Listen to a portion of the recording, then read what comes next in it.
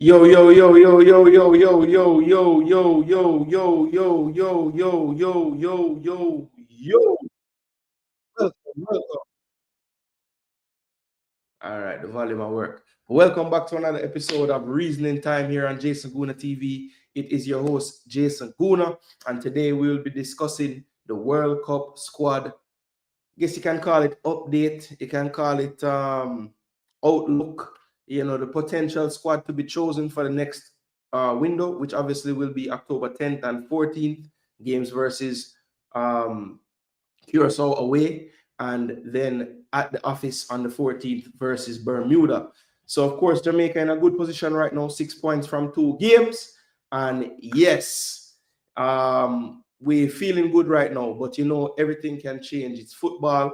So, we're going to take a stock of how the players looking. We had some players out the last time. And want to see how those players have progressed in terms of their injuries. Have we picked up any new injuries? What players getting minutes, not getting minutes, who's scoring goals for the attackers, all these things. Any potential players we might have made some progress on that were close to getting their paperwork over the line. We're going to discuss all of those things in today's episode. And of course, you see on the thumbnail and the title, Michael Hall joins the show today. Definitely a lot of the subscriber base always asking me when I can get him back on. So we're going to have a chance to have him on the show today. So the first part of the show, people, we're just going to go through the players, the stats, all those things, right? Who is playing, who is not. You guys can give me some names that you think I have left off. The way I want to do it, people, I want to work with what we saw from the JFF, the last go around, and the technical staff, right? So we're going to work off of the watch list that they provided to us. And then, of course, we as scouts ourselves, we have players we've watched as well that we think deserve a looking as well. So if any name isn't there, we will also research those players. That will be about the first half of the show. Then I'll get my dad on, take his thoughts as well. I haven't gotten to speak to him since basically after the Gold Cup. So just to get his thoughts on where he thinks we are in this current World Cup campaign. He had some strong words after the Gold Cup. Just see where his headspace is now. And also just have a broader discussion with him, whole of reasoning with him. It is reasoning time, right? So we have had some events happen in Jamaican sporting landscape. He being who he is in the Jamaican sports landscape, I'd like to hear his thoughts on the World Championships, also the CPL that he's very much a part of, that just concluded. Just get his thoughts as well on how that went this season. So yeah, it should be fun, people. Good show. As soon as you enter the building, we're on YouTube. So please, you see something scrolling on the screen, like, share, and subscribe. Those are the most important things you can do to help to support the channel. All right, people. Now, there's some other things you can do as well.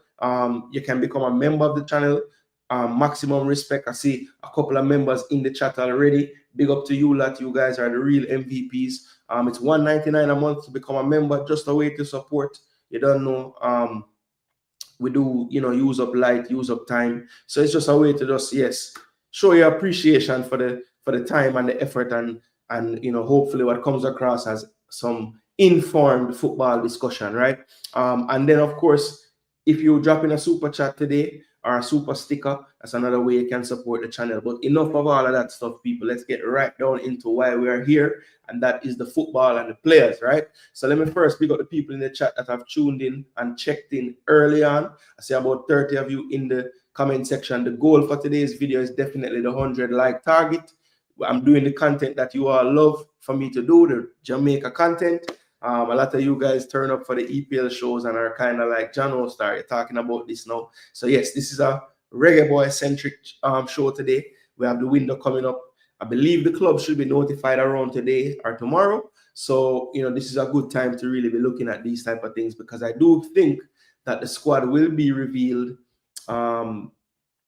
pretty soon here. If you just go back to the last window, how it really worked out. If you go back to September, we got wind of the squad, and I believe it was the 29th, and the players traveled on the 1st. So, the players traveled on, basically the last weekend would have been the 31st. So, yeah, they would have traveled that 1st of September.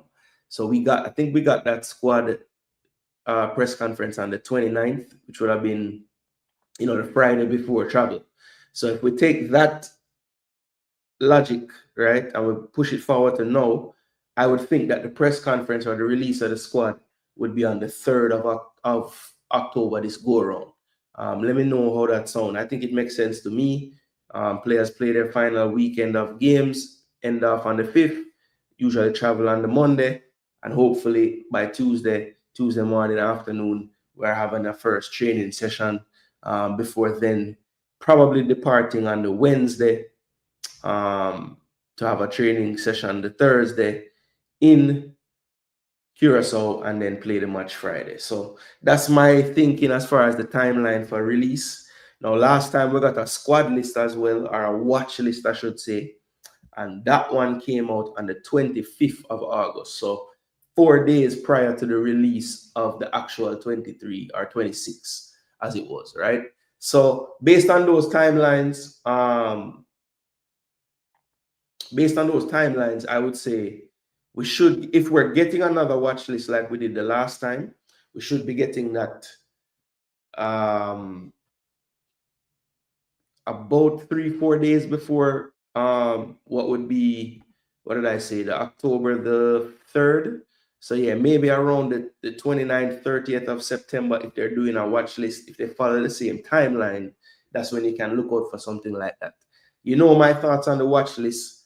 I'm all for transparency, but I think maybe I don't know. I'm mixed on the watch list, people.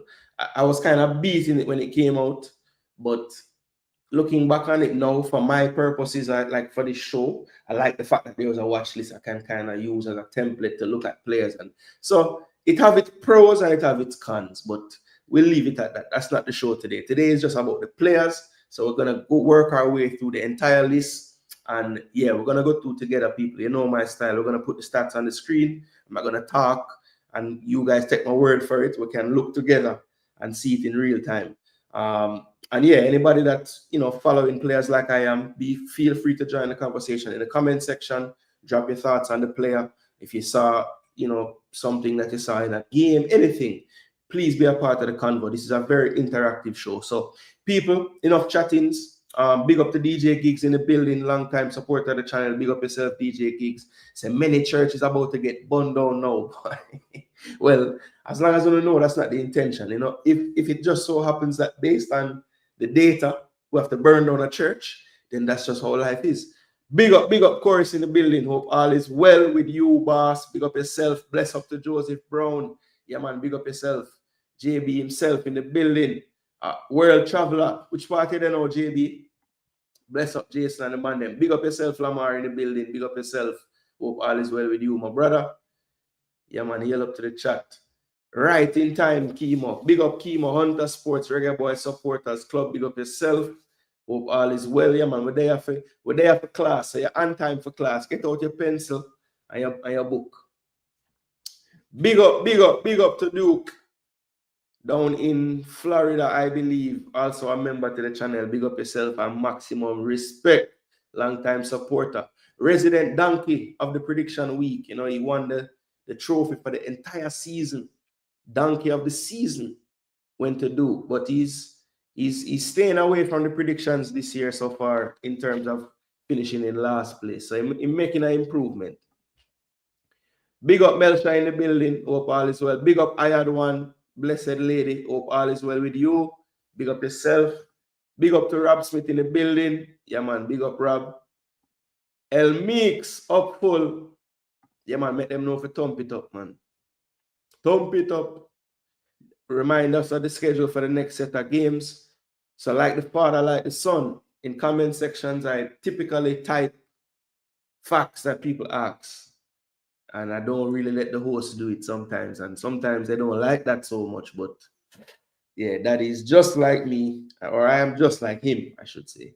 Because I would do the same. If I say a question and I know the answer, I'm going to type it in there. So thank you for the answer. There you go.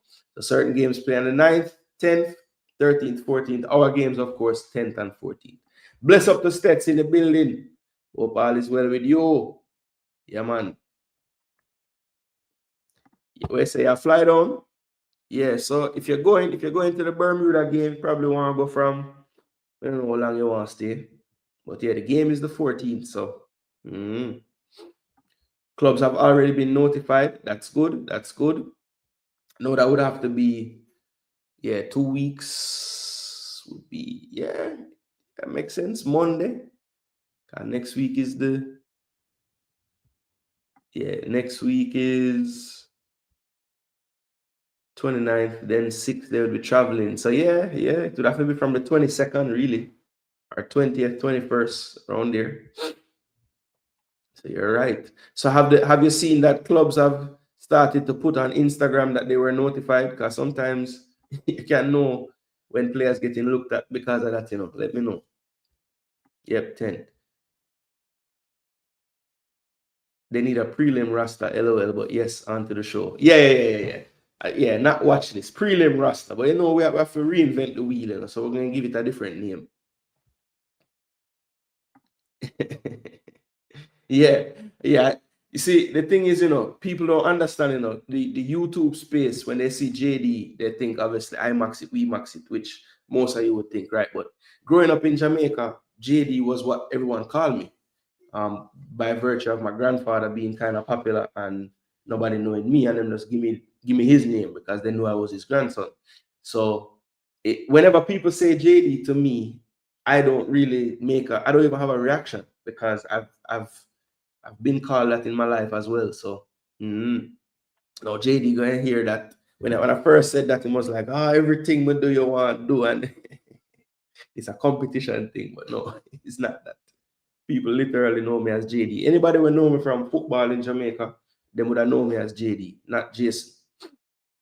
Nobody never called me Jason until now. The reinvention, Yo. Big up yourself, BM, in the building. Hope all is well with you. I know you're ready to give strong opinions today, When it's JFF, it feels more con than pro. Yeah, and that's the thing, right? Sometimes we have to remove myself from looking at it in the context of the JFF and just look at it in football total. It's like it's not like a novel concept to have like an extended list before you put the final list out. It's not crazy, but just it was called watch list, and then underneath in the post, really what set me off, about the watch list was underneath the post where it said, of course there are other players we're watching that aren't on the list, so it's not like, whereas when other people put out a preliminary list, the final list will come from that list, so it's like it's still this cloud around things, like, yes, we want the transparency, but like we don't want it with a chance of rain. We just want the transparency, like clear skies, like give me every detail you're going to give me and make it make sense. San Antonio, no. Yeah, man, me know say I travel. Okay, you travel 90% for work, all right?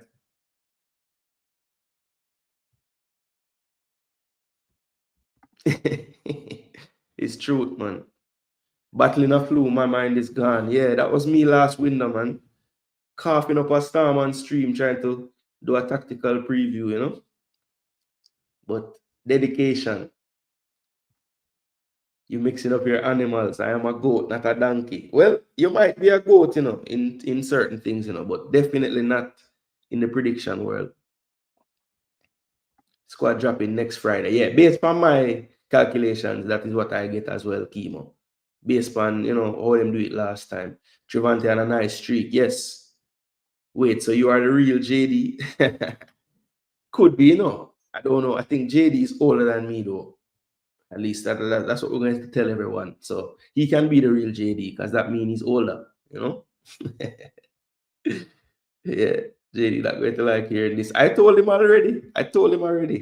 But it turned it into a everything, like a contest thing, like just through me hearsay them people call him JD no more. I say me name JD too. But it's true. It's my father here, we tell you. We'll tell you later when I'm on the show, they can ask you. Corey Adai's coach made an interesting comment. Yes, Chorus. I'm about to get to that right now. Yeah, man, Saka Dad himself, big up yourself, RR. Julie have a big weekend coming up, two of the top teams in the state them a play. And Daddy, I don't think I'll be able to go, to be honest, because we have some other trips coming up and Daddy need to work to make sure so we can reach these places where she have to go. So Rough for me this weekend, man, for work, star. Such is life, you know? Yeah, man, let them know. Smash the like button, please, you know? Very well asked. Proper, proper, proper. Please. Blessings, Jagons in the building. Another member to the channel. Respect my brother. Yeah, man, one of the original them. When the channel thing, when the channel take off now and the members them can't even remember. I remember these first few, you know? Let's to end who is the real JD. Or you get the name because it's Billy first and last name. Okay, so how I get the name? As I say, when I moved to Jamaica, I think like I was about 7 or 8, and I went to a summer camp before I went to, like I was going to move to Jamaica after the summer. So we moved from in the summer when it started, and I went to like a sports camp. I'll never forget. Big up to Arthur B. Arthur Philpotts. Used to run a summer camp, like a sports-driven summer camp. And because Arthur B was like the head of the camp, of course, he was doing the tennis part because he was a big man, big time tennis coach. And but he of course was running it as well. So he kind of would go to all the different stations and check in and whatever. So every time him see me, him would, what happened JD? Because him never really, him know my name Jason, you know, but just because his link to me is my grandfather, him call me JD. So a lot of people that were there were people that went to school with me at Peter and Paul, Mona Prep, all the school them start play football, and the coach at Peter and Paul called me JD. Everybody called me JD. So it just did stick that I was JD. So from that time at Peter and Paul right through, I play for Mona, Campion, all the football I'm playing at Jamaica. Everybody will know me in Jamaica. Any girl will know me. Anybody will know me. At JD, them know me as. They don't know Jason. I mean, they know that, they probably know my name is Jason, you know, but nobody don't call me Jason. So when it comes on to how I get the name, JD from IMAX, JD, right? His name is, I think his first name starts with a J and his last name is Daly. So that is JD. Now, my grandfather's name was John Douglas. So that's how he got the name JD. So it's really a hand down from someone else in my family, you know? Bless up Float. Bless up Tuffy Rudy. Trevante Nugget, pick, stop, ask for the man. Yeah, but why though, Rob? Why? Why not? You and JD stop off who the better basketballer war. No, that war will never end until we actually go on a court, you know? From now on, your name is JD #1. Well, I'm sure you will make sure whenever JD decides to do a stream again. I know he's been busy and dealing with stuff with the fam. So big up to JD if he's watching silently, or even if he's not watching, big up yourself. But yeah, I'm sure you will let this live on, you know. But it's just the truth. We want broadcasters, not strikers. JD Jr. Yeah, I'll take the junior because he's older than I am, you know. He's my elder, you know. Bless up original JD. Yeah, all right, cool. So that was story time. But let's get into some more serious matters now. So what I want to do, people, is first and foremost, just remind you guys of the watch list from the last time, right? So this is the watch list. And what I want to do is just go through the goalkeepers, and then we'll move on to defenders, midfielders, and we'll go through the forwards. But what I'm going to do is break it down by position. So I'm going to, of course, give you an update on the 5 in the actual watch list, and then add ones that I think should potentially be being looked at as well. All right. So let's take a look first at the ones in the watch list. So the big name, the one that we really, really want to know about, of course, most fans, I would think, is our captain, right? Of course, namely, that is Andre Blake. And Andre Blake, as you well know, has had his issues with his injuries recently. And of course, he was not fit enough to take part in the last camp. So what we want to do is look at how he's been holding up. So the first thing I want to point out is we have good news on the Andre Blake side of things. He is back playing football, people. So he did get a game, and this is prior to playing on the 20th against New England, where he had a clean sheet in a very good performance against New England. Was able to watch the extended highlights of this. He did really well in this game. Didn't really see any remnants of any injury as well from the highlights. I don't know if anyone watched the game live and there were any instances where you had to go down for treatment or anything of that nature. But from what I saw, it looked good. So I make a couple good reaction saves as well. One of the things that we know is his main strength is shot stopping. And I do think that even this season, at times, even when we saw him play for us in the Gold Cup, his shot stopping took a bit of a hit. And I thought it was mainly due to the fact that he wasn't really 100%. So in those highlights clips that I watched of this game, I wanted to make sure to really pay attention to his spring. That's something that I noticed he's really struggling to get off the ground to just make a reaction for a save in his last spell when he was getting game time. And I didn't see any remnants of that, which is I'm very, very thankful for. Like I said, he wasn't overly busy in the game, but he was very, he just controlled everything. When crosses came in, he caught them. With the ball at his feet, he didn't look to be struggling to kick out the ball, which is another thing I was looking at. He's never been the most prolific with his feet, but if he's carrying an injury, what is not the most prolific then becomes like a problem. And you could see that when he's not healthy, that's something that is just glaring. He really struggles at times for Jamaica. The center back has to be going and taking the goal kicks because he just hasn't seemed to be playing for us for a while at 100%. Now, is that something that we have to look at as a reality for Andre Blake now at this stage of his career? He's 34 years of age. They say once you get to a certain point in your career, those injuries are a lot harder to overcome. And those niggles can kind of fester and become bigger injuries because you're just not healing as fast as you used to. But again, I do think that Philadelphia has learned their lesson in terms of trying to get him to play. I think a couple of times this season they have brought him back a bit too soon. But I think this past time, maybe he could have played up through the last international window. But I think with the playoffs coming up close, and I know that Philadelphia in the back of their mind must know that if he is fit and available, he's going to come and play for Jamaica as well. So I think for those reasons, they would have really made sure this go around that he's good to go. My hope is that Dre isn't pushing it right now to try to ensure that he can get the call up.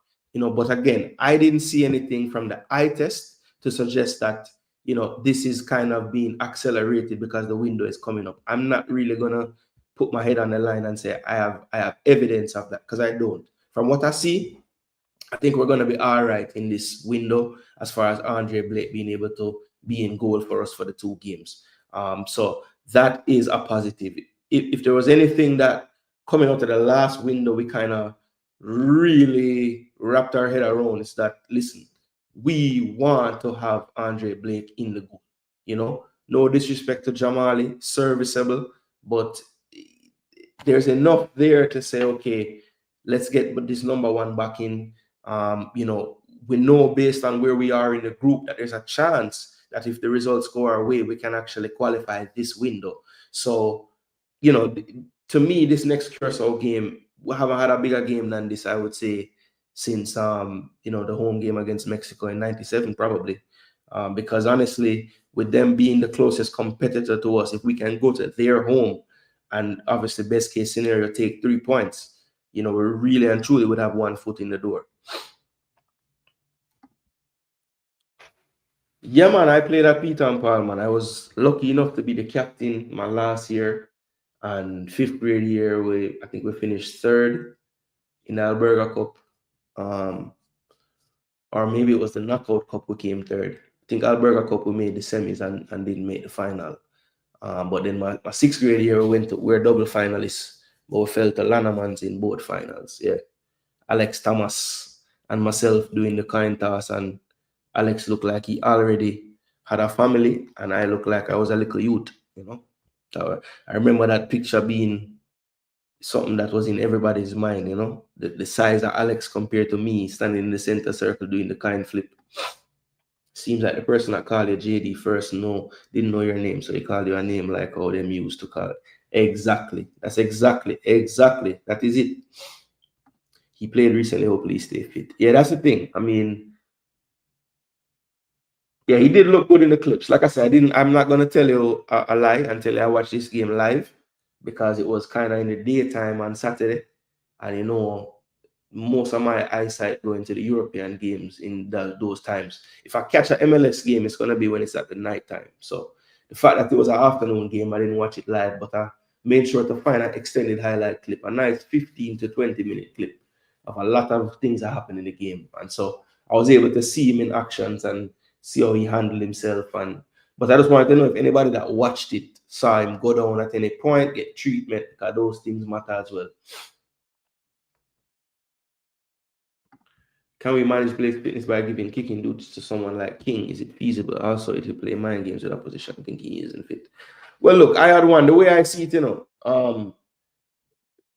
I've never liked when the CB has to kick out the ball, because, but yeah, if it's a case where, based on what he knows about his body, he knows that that's something that puts more strain on his body, then yes, I would say, go ahead and do it. But, if he's okay to play and everything is fine, then I would say no.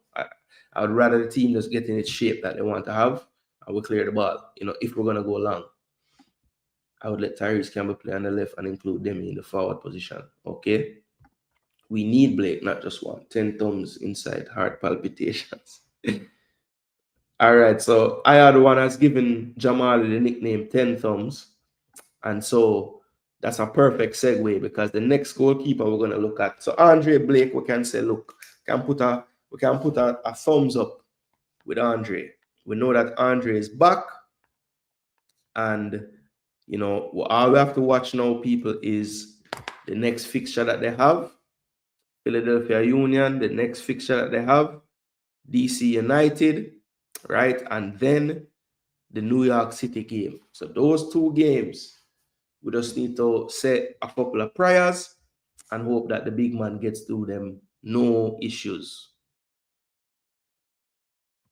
If CB have to be kicking out a ball, then we need to let the second string keeper come in. Yeah, because look, if the keeper can't clear the ball, that means that on certain actions while he's playing goalkeeper, he won't be able to do them either. So I would actually agree with Duke here. If it's that serious to where he can't kick the ball out of the goal kicks, then he's probably not able to make the saves that you need him to make either, because you're going to have to spring and burst, and all those things would affect. So I would be affected by injury.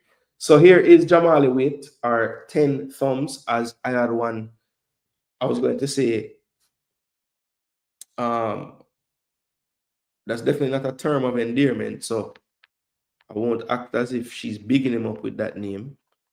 But Jamali Waite has pretty much, I think, hit a good spell in the season. I thought early this season, this season has started out from early in the year.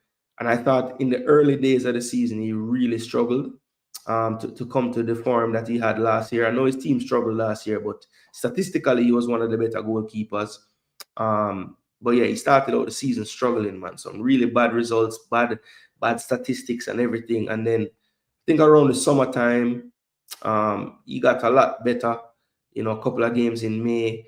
And then he went away to Jamaica for the long stretch of time, missed a lot of the season. When he came back in, started out struggling, but I think once this Jägermeister Cup performance in July, he's pretty much been pretty solid. Every now and again, though, as you can see, whenever he goes to be a part of, oh, sorry, I went back. I meant to go straight. All right, yeah, so the next, yeah, so he pretty much been solid, 7s or more for the most part. Couple of lean games in there, one really poor one. And then he's been good since he's been back. So, if he is indeed going to be the number 2 for this window coming up, at least we know that he's in a decent nick of form.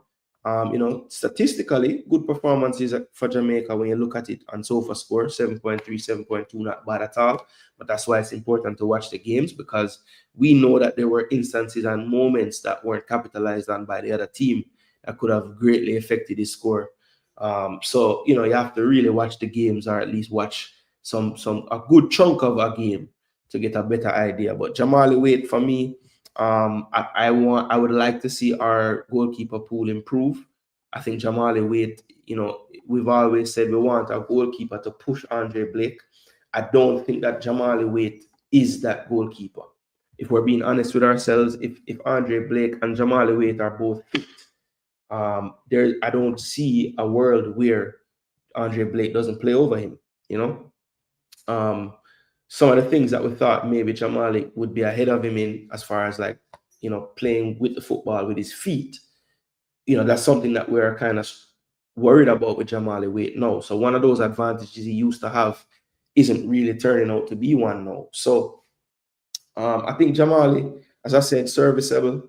I don't think he's ever lost us a game or anything like that, but he's definitely caused us to, as I had once say, have some heart palpitations from time to time. And I think if we're being honest about competition everywhere, I think goalkeeper right now is a place where we're lacking in that. I don't see Jamali Waite as someone challenging for the first place position. So yeah, it's gonna be interesting to see moving forward if we're getting to the point where these windows are running out. We're gonna be, if we are successful in this campaign, we'll have basically the March window prior to the World Cup. Of course, after the season ends, you'll have a little bit of time as well. But that window in March is really the only official window leading up to the summer of the World Cup.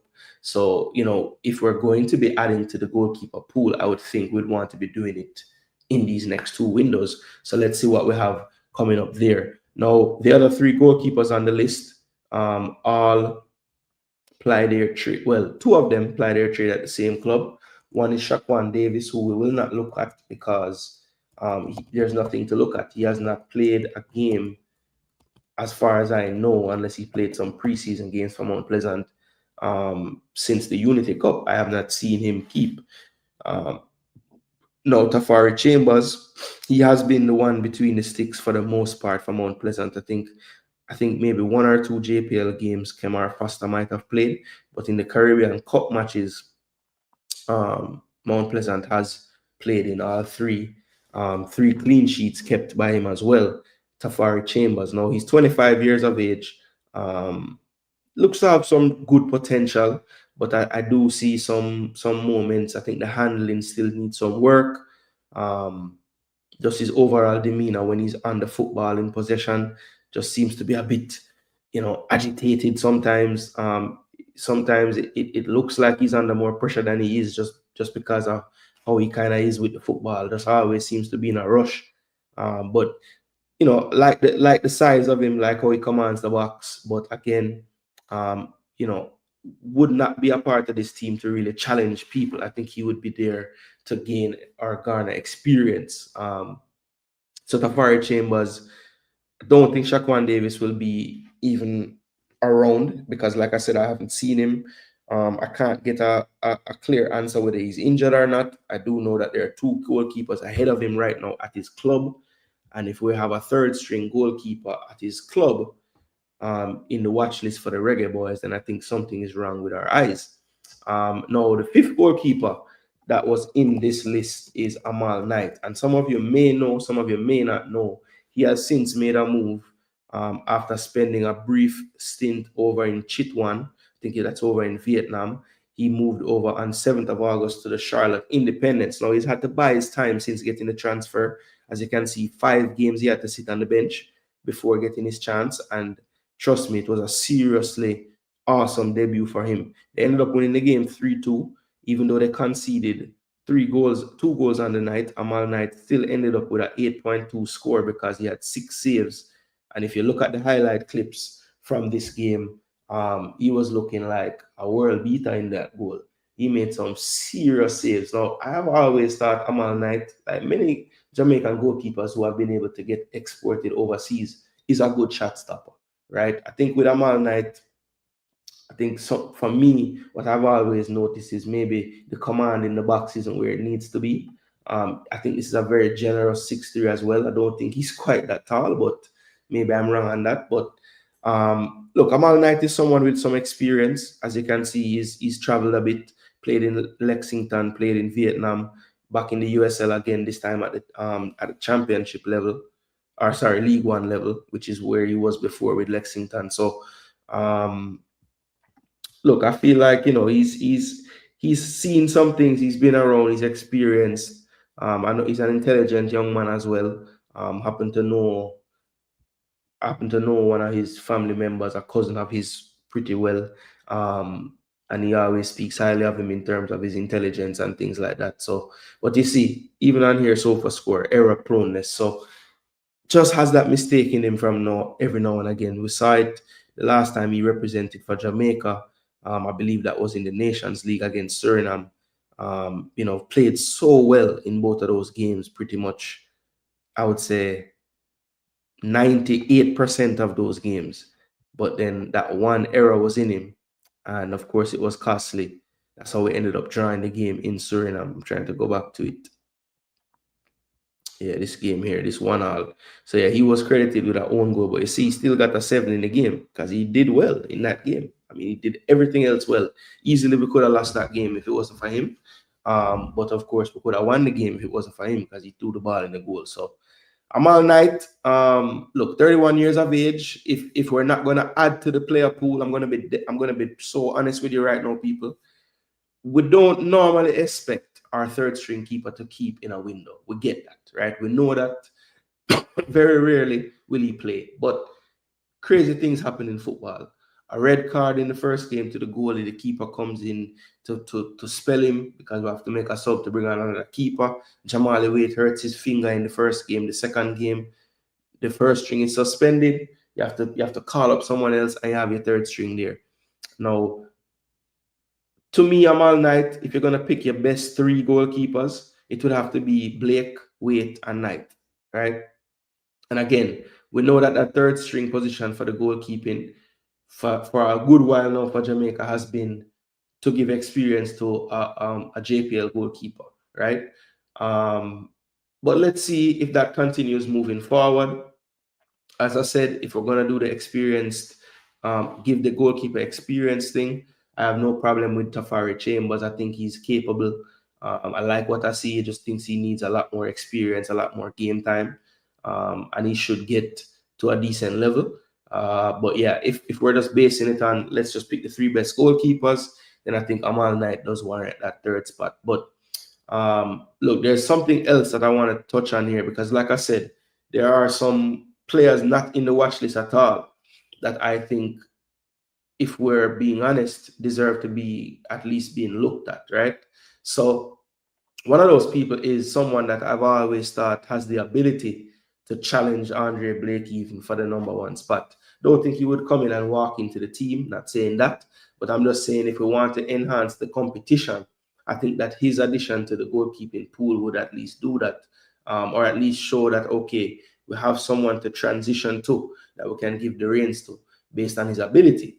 And that goalkeeper is actually Corey Adai. Now, Corey Adai is currently at Stockport County playing alongside Malik Mothersill. But the reason why I want to talk about Corey Adai specifically this window is big up to Nicaragua Media House. I was watching a show that he did a few mornings ago, the Morning Insider, and he had an interview with the Stockport coach saying that, he knows that Corey has his eyes on making the Jamaica World Cup team. So I said, okay, that's good news. Now, we've always known that he has represented us in a non-official game. And then whenever I ask about the player, there have always been some issues with his paperwork, right?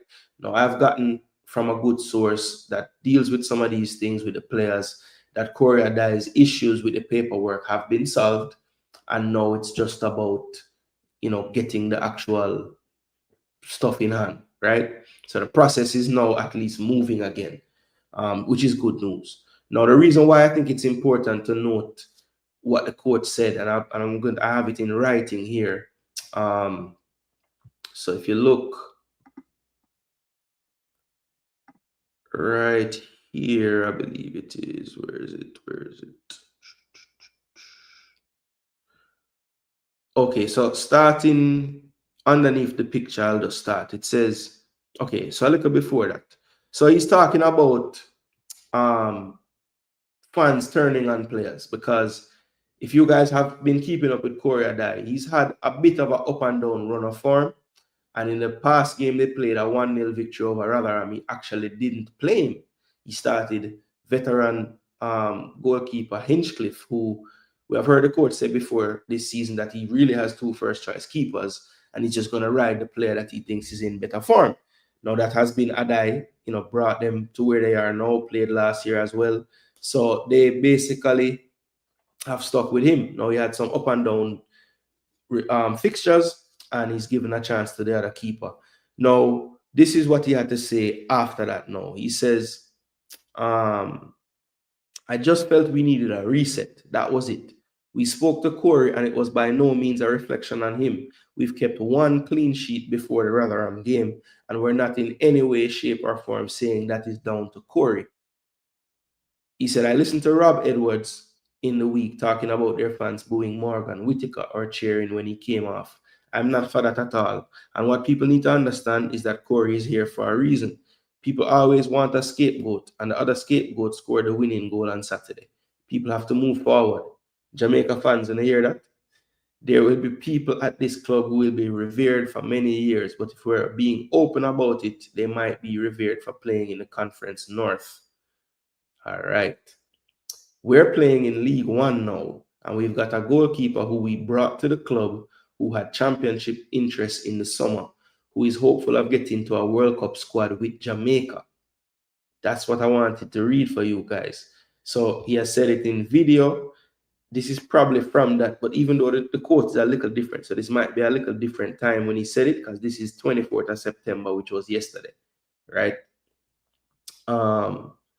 So I say all that to say, clearly there's some steam being added to what's going on with Corey Adai and his availability to play for Jamaica. So maybe it's not so far-fetched to be talking about him and looking at his form as of right now. Again, I have not been able to find out from my source where we are in the process, but I would like to think that based on what I know now about the ability for the player to go there on the island and kind of have it happen a lot faster, I would like to think that maybe that's the road that will be taken sometime soon. So Corey Adai, as I said, had some up and down form here going into this benching that he does receive. But if you're looking at body of work, top goalkeeper last season in the league, one of the best statistically in League One the year before that, was the actual best goalkeeper in League Two for Crawley before getting the move to Stockport.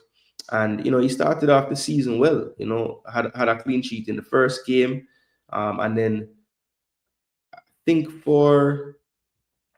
after the first game against Bolton, that's when had a good performance against Wickham, didn't play the cup, and then the Leyton Orient game and the Bradford game was the first sign of some issues. He had a big error in this game back in August. Didn't make an egregious error here, but didn't play that well in the Bradford game.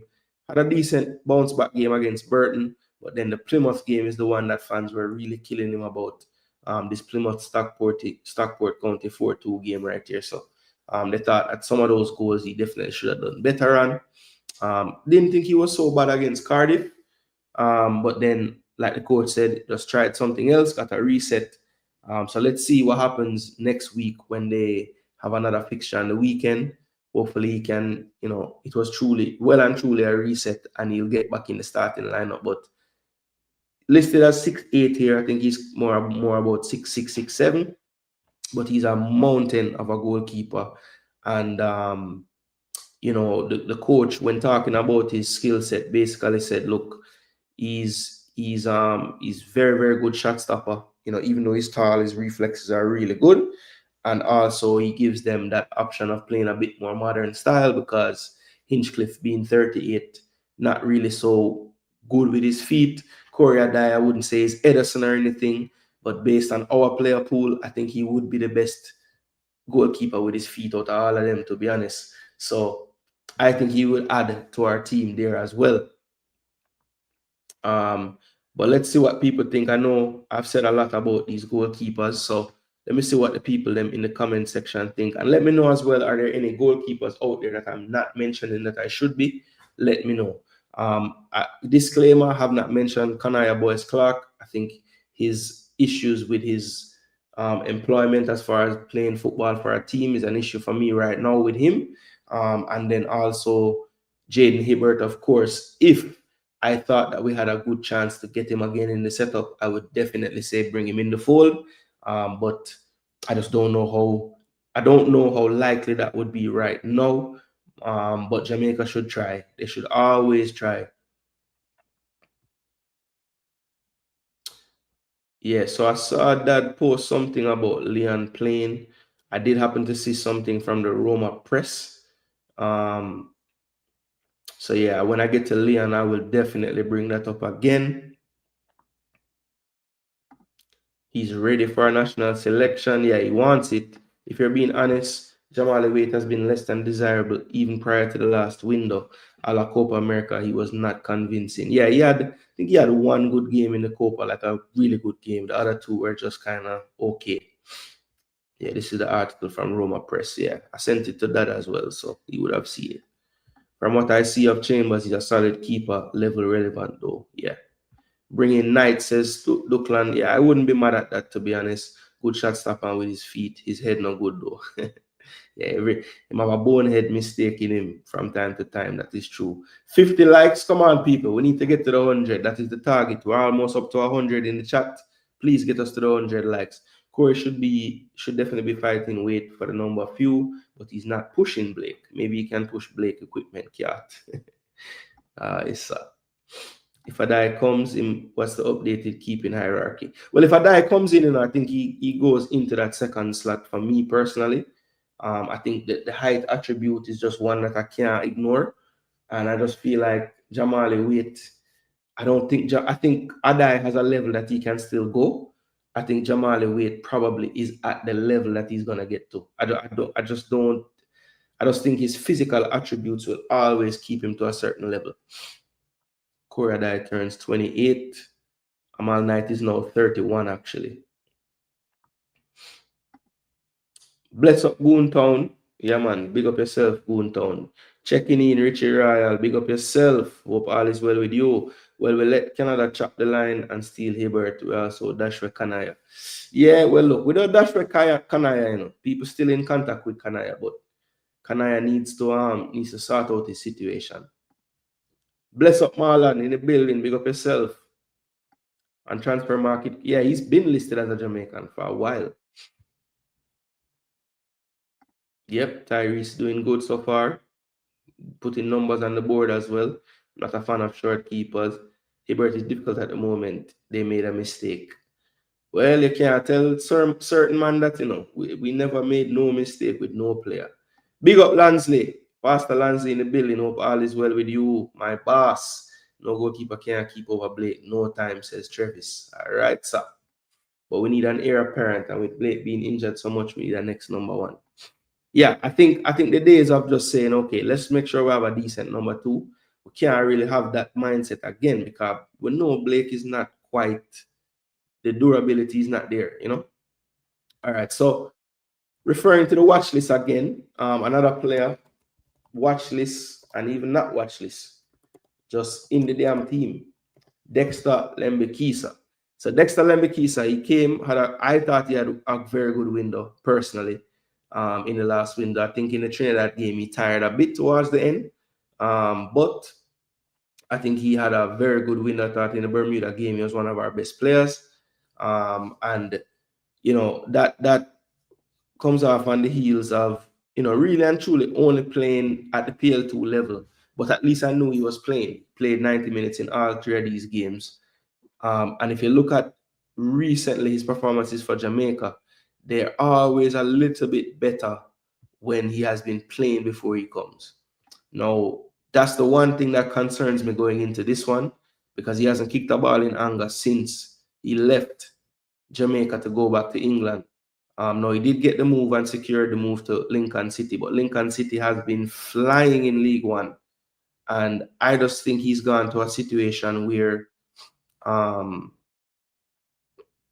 you know, he's gone to a situation where the coach is reluctant to really make any big changes because it's they're just doing so well. Right now they're in third position in League One. If I'm not mistaken, they were in League Two last year. No, they were in League One, but they weren't. Okay, so they finished mid-table. So they're doing better than last season. I don't know why I thought they were promoted. That's right, because when Cadamartri was there last year on loan, it was League One.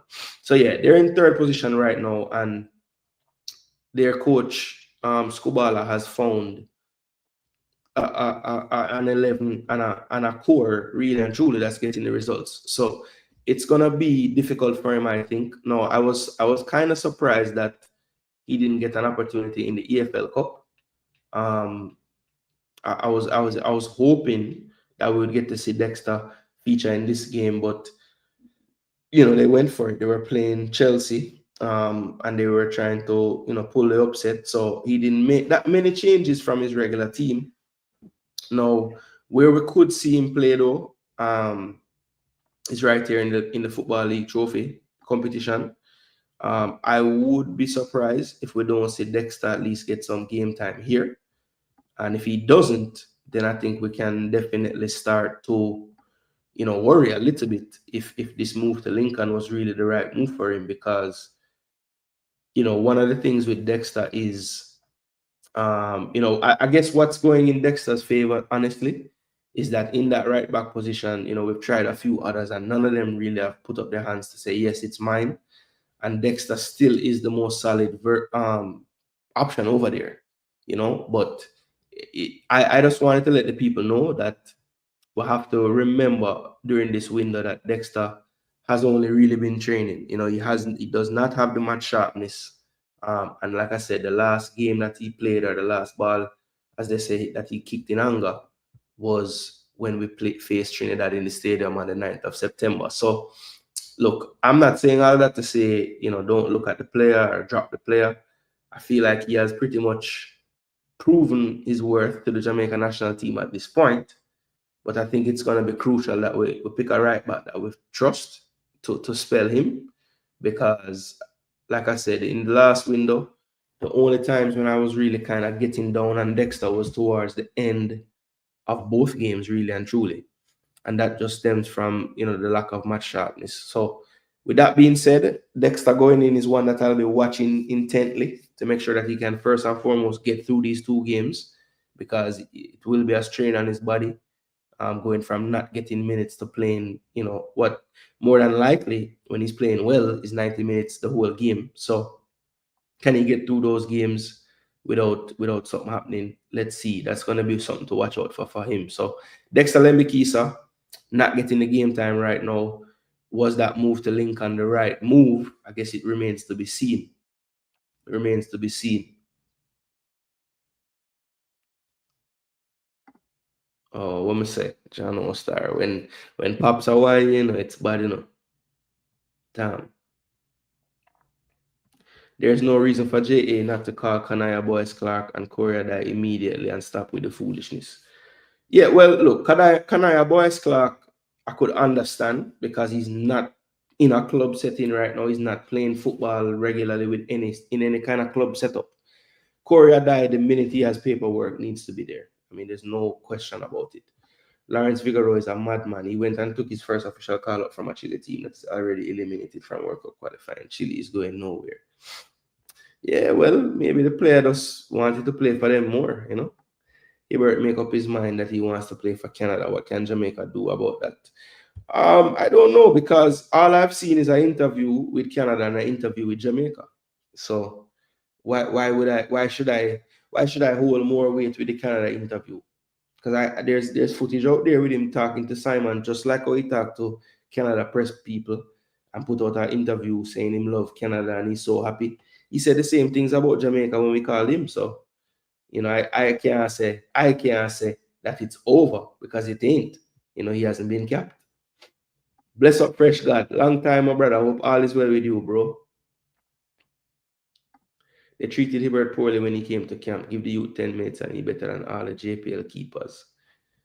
All right, so that's Nitro's interpretation of the situation there when he was here. Rob say, I'm sure he started a game. Did he start one of those Trini games? Maybe. Or became on halftime, maybe. The whole of England can't play for Jamaica. Bless up and respect. I think at this time we should work to enhance the skills of the number 2 and 3 that we have instead of seeking to add more keepers to the squad. Okay. Fair enough. Fair enough. I disagree with that vision, but that is your take. Keeping an eye on Tafari, doing well against Caribbean Cup with 3 consecutive clean sheets, should be on the backup list more consistently moving forward, says Goon Town. All right. Forgot shout your back. Dexter find himself in a situation. Hold on, let me take the call real quick.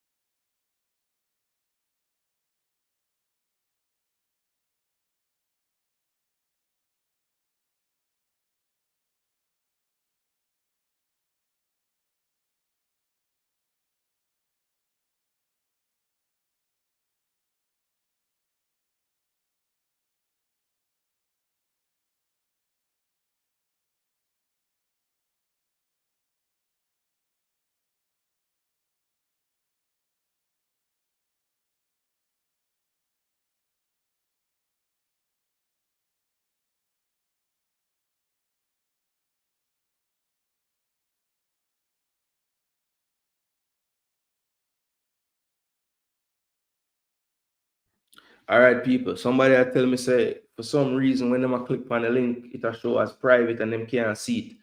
Anybody else that reach, just reach out to me on IG and everything and let me figure out why that's happening. Yeah.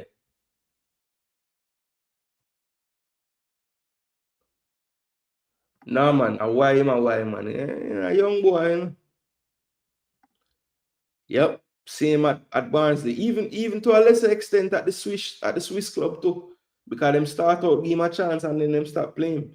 I'm not sure if it's a good idea to put Andre Blake on the turf since he's recovering from injury. I'm not sure if this is first generation. No, it's not first generation.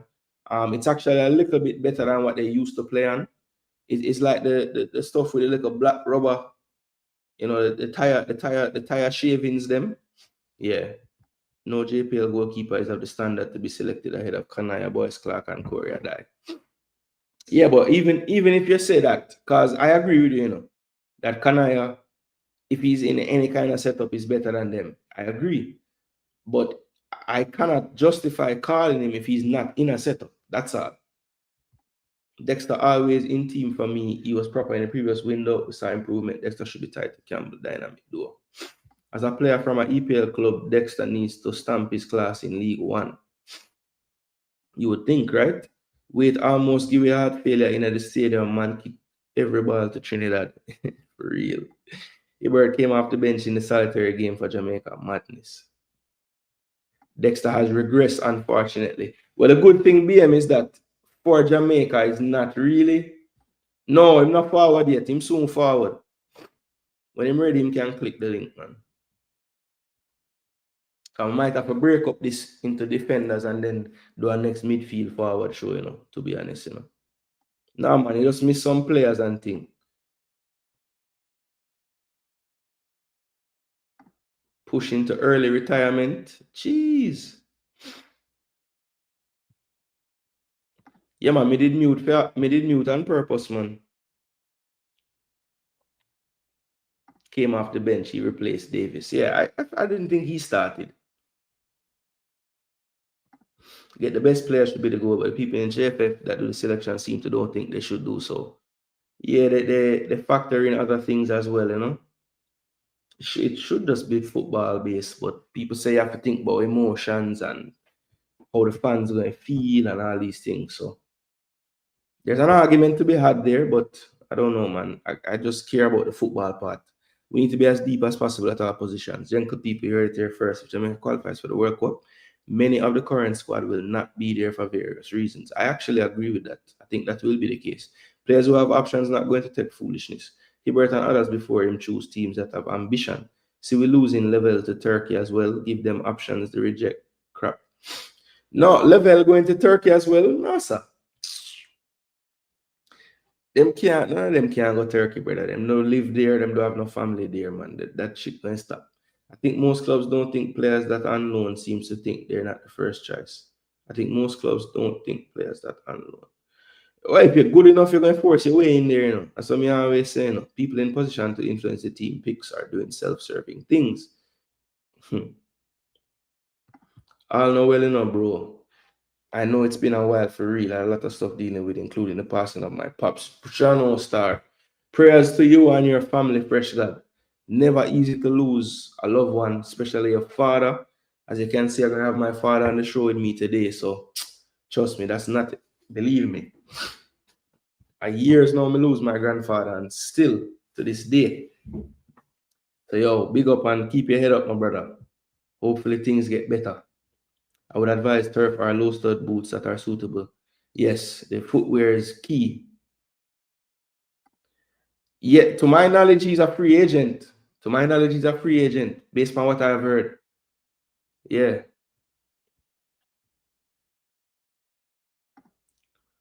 Oh, we know how good Clark is from seeing him play U20, from seeing him play for Reading when he get chances. That's how we know. At least that's how I know. I don't know. I can't speak for everybody. Well, it's more like trying to sell a player from what I saw. Yeah, for real. Sometimes it's caps, sometimes it's other things, but it's always something. It's never just about the football, you know. All right, so a few more players. I'm just gonna go through a few more of the players. All right, so and I see that is here, so let me go ahead and let him join. So people, you have seen him before. He won't be a stranger to you lot.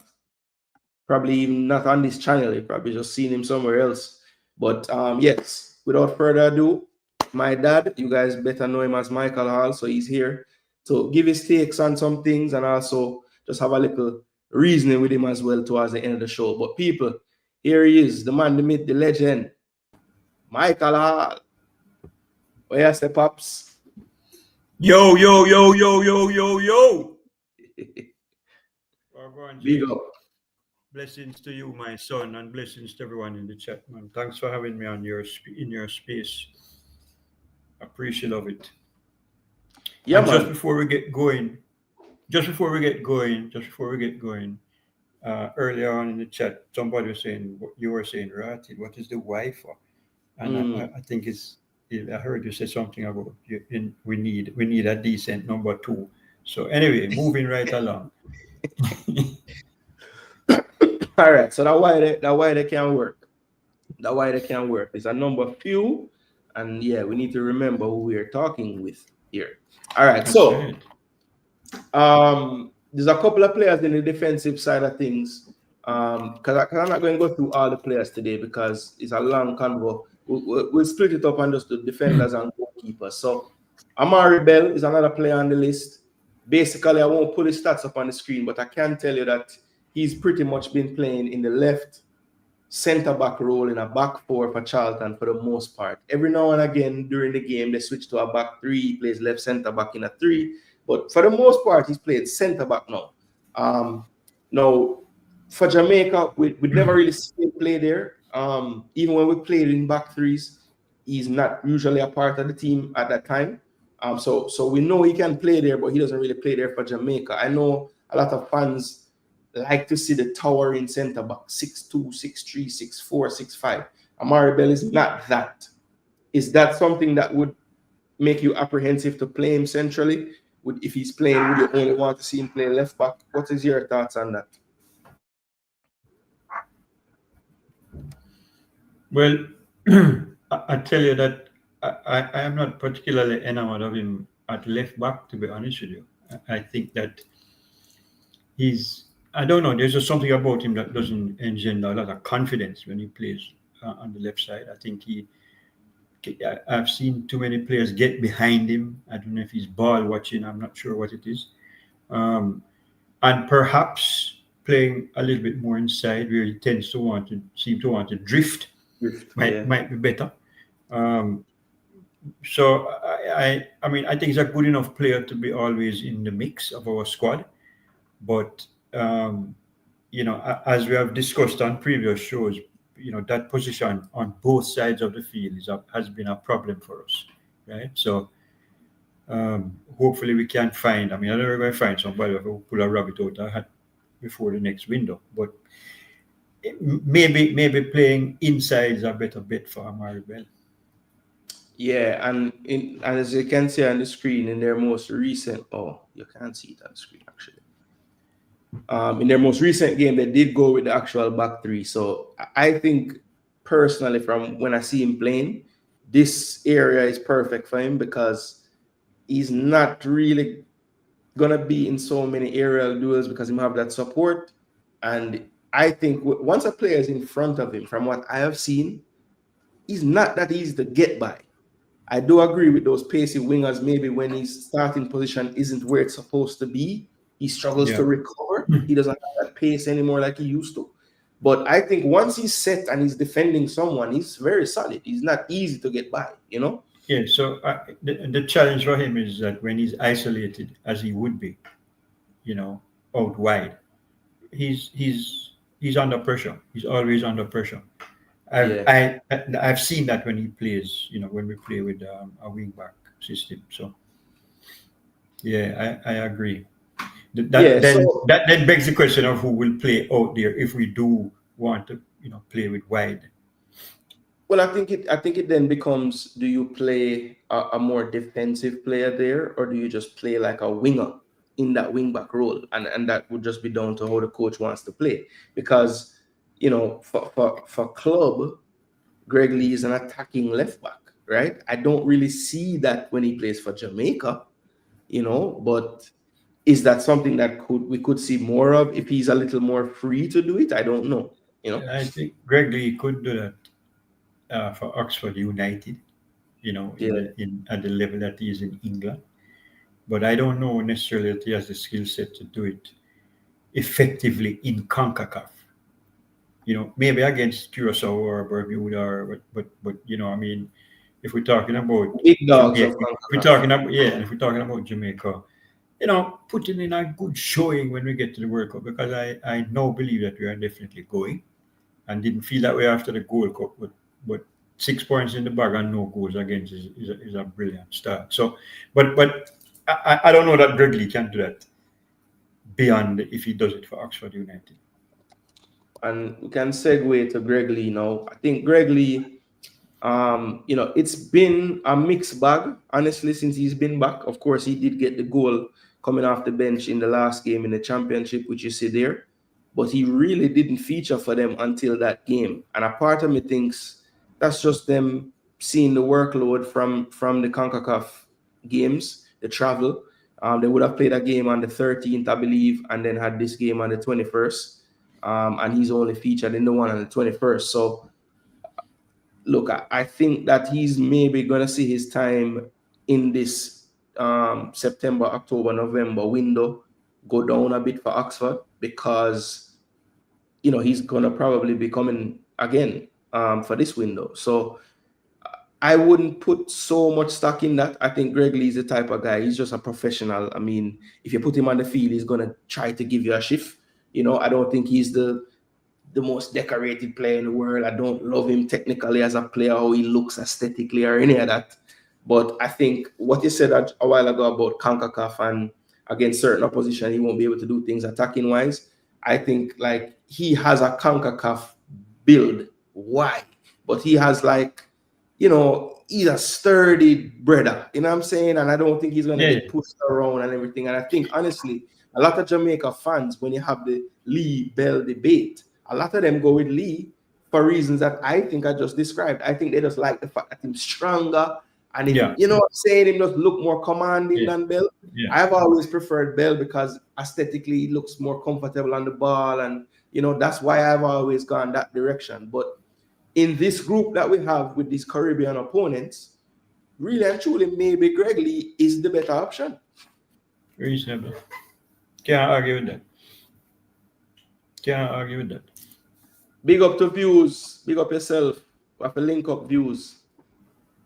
All right. So Greg Lee, Amari'i Bell, that's always been the discussion. You know, just based on the watch list the last time that we're talking about defenders, there was one other left back whose name came up, and he is the player that's over with Pinnock at Brentford, and that's Rico Henry. Now, according to what I know of the paperwork and all these things, it was a little too soon the last time, not paperwork-wise, but too soon for him because he had just returned. My only thing is, if it was too soon the last time based on lack of minutes and all of this and not match sharp, is one appearance off the bench against Chelsea, an EFL Cup 90 minutes, and another bench appearance against Fulham, is that enough to say this go around that you're ready to play for us? What do you think? All right, so let's talk a little bit about our next Brentford player in tandem with Rico Henry, right? And that other Brentford player is Ethan Pinnock. He was named in the squad for the last window and, you know, didn't travel. And you and I have spoken, you know, privately about this. I am just wondering about Ethan Pinnock now. He just looks to be off a step. He looks to be making a lot of mistakes. He definitely doesn't look as assured as he did. I mean, I know who Rico Henry is, and I know what his skill set is, and I think it'd be a great addition. I mean, somebody that has played in, you know, Premier League football for 4 years now is nothing to sneeze at in terms of wanting them in your squad. But again, as I said, talking about both of them in tandem, only because I wanted to get to Pinnock before I lost, you know, before I lost my train of thought about him. I'm not as confident with him in the team as I used to be. I wonder if, you know, he's what? How old is he now? 33, 34? 32, he'll be 33 next May. Okay, so 32. All right, so it's still, I mean, relatively young age-wise, but I mean, you know, a lot of miles on the body. You know what I mean? I wonder also, is the team generally Brentford, are they struggling because they have lost their coach? You know, who they played so well under, and who everybody felt really comfortable playing for. Maybe that has something to do with his drop off in form. I mean, I don't know. I don't question his commitment. I think whenever he puts on a Jamaica shirt, you know, he gives 1,000%. But I think an era that we thought was really, really strong for us a couple of months ago may be showing some chinks in the armor. I'm talking about, you know, centrally, defensively. You know, I mean, I think some questions are being asked. No, for sure. As you said, rightly so. You know, we kind of, after, I would say, you know, the Copa America, the last nation. Well, was he around for the Nations League? Yeah, last Nations League. The first run of games Pinnock had, we kind of said, great. Left center back, good to go. You know, and of course, he's had his problems with his injuries, not being able to be available for windows. But even apart from that, I think this last Gold Cup was the first time really and truly where you could say Pinnock was there, and we were like, you know, what's going on? After the Unity Cup, people were saying, don't change the team. I was always one saying, if Pinnock's available, he goes in the team. And now looking at especially that Panama game, I'd never seen him play so badly ever for Jamaica at least. And you know, my hope is that that's not like a sign of things. That's more an anomaly than what's going on. But the problem I'm having is we're seeing those type of performances creep into his club life now, and it's like, you know, at some point you have to say, okay, is this just kind of what the player is becoming? You know, for our sake, I hope not. You know, but we can't ignore the signs. You know, we can't ignore the signs. I'm wondering. I mean, obviously, it's conjecture or speculation. I'm just wondering if he's even going to come. I don't know. Maybe I'm reading too much into it. I'm just kind of seeing like a. I don't know his body language. Even when he played for Jamaica last, it seemed off. He just did not Well, seem. look, I honestly I don't. believe that a part of the reason why, even though Pinnock is, so decorated as a player, for what he's done at Brentford and everything, I'm still of the mind that Jamaican fans aren't quite like, not that they're not sold, but he's not like a fan favorite of anyone. You know what I'm saying? And I think it stems from like just his personality. He's very reserved. He's a quiet defender. Low You don't key. really hear him saying much on the field. So I just don't think that the way he carries himself necessarily resonates with like how we like players to be.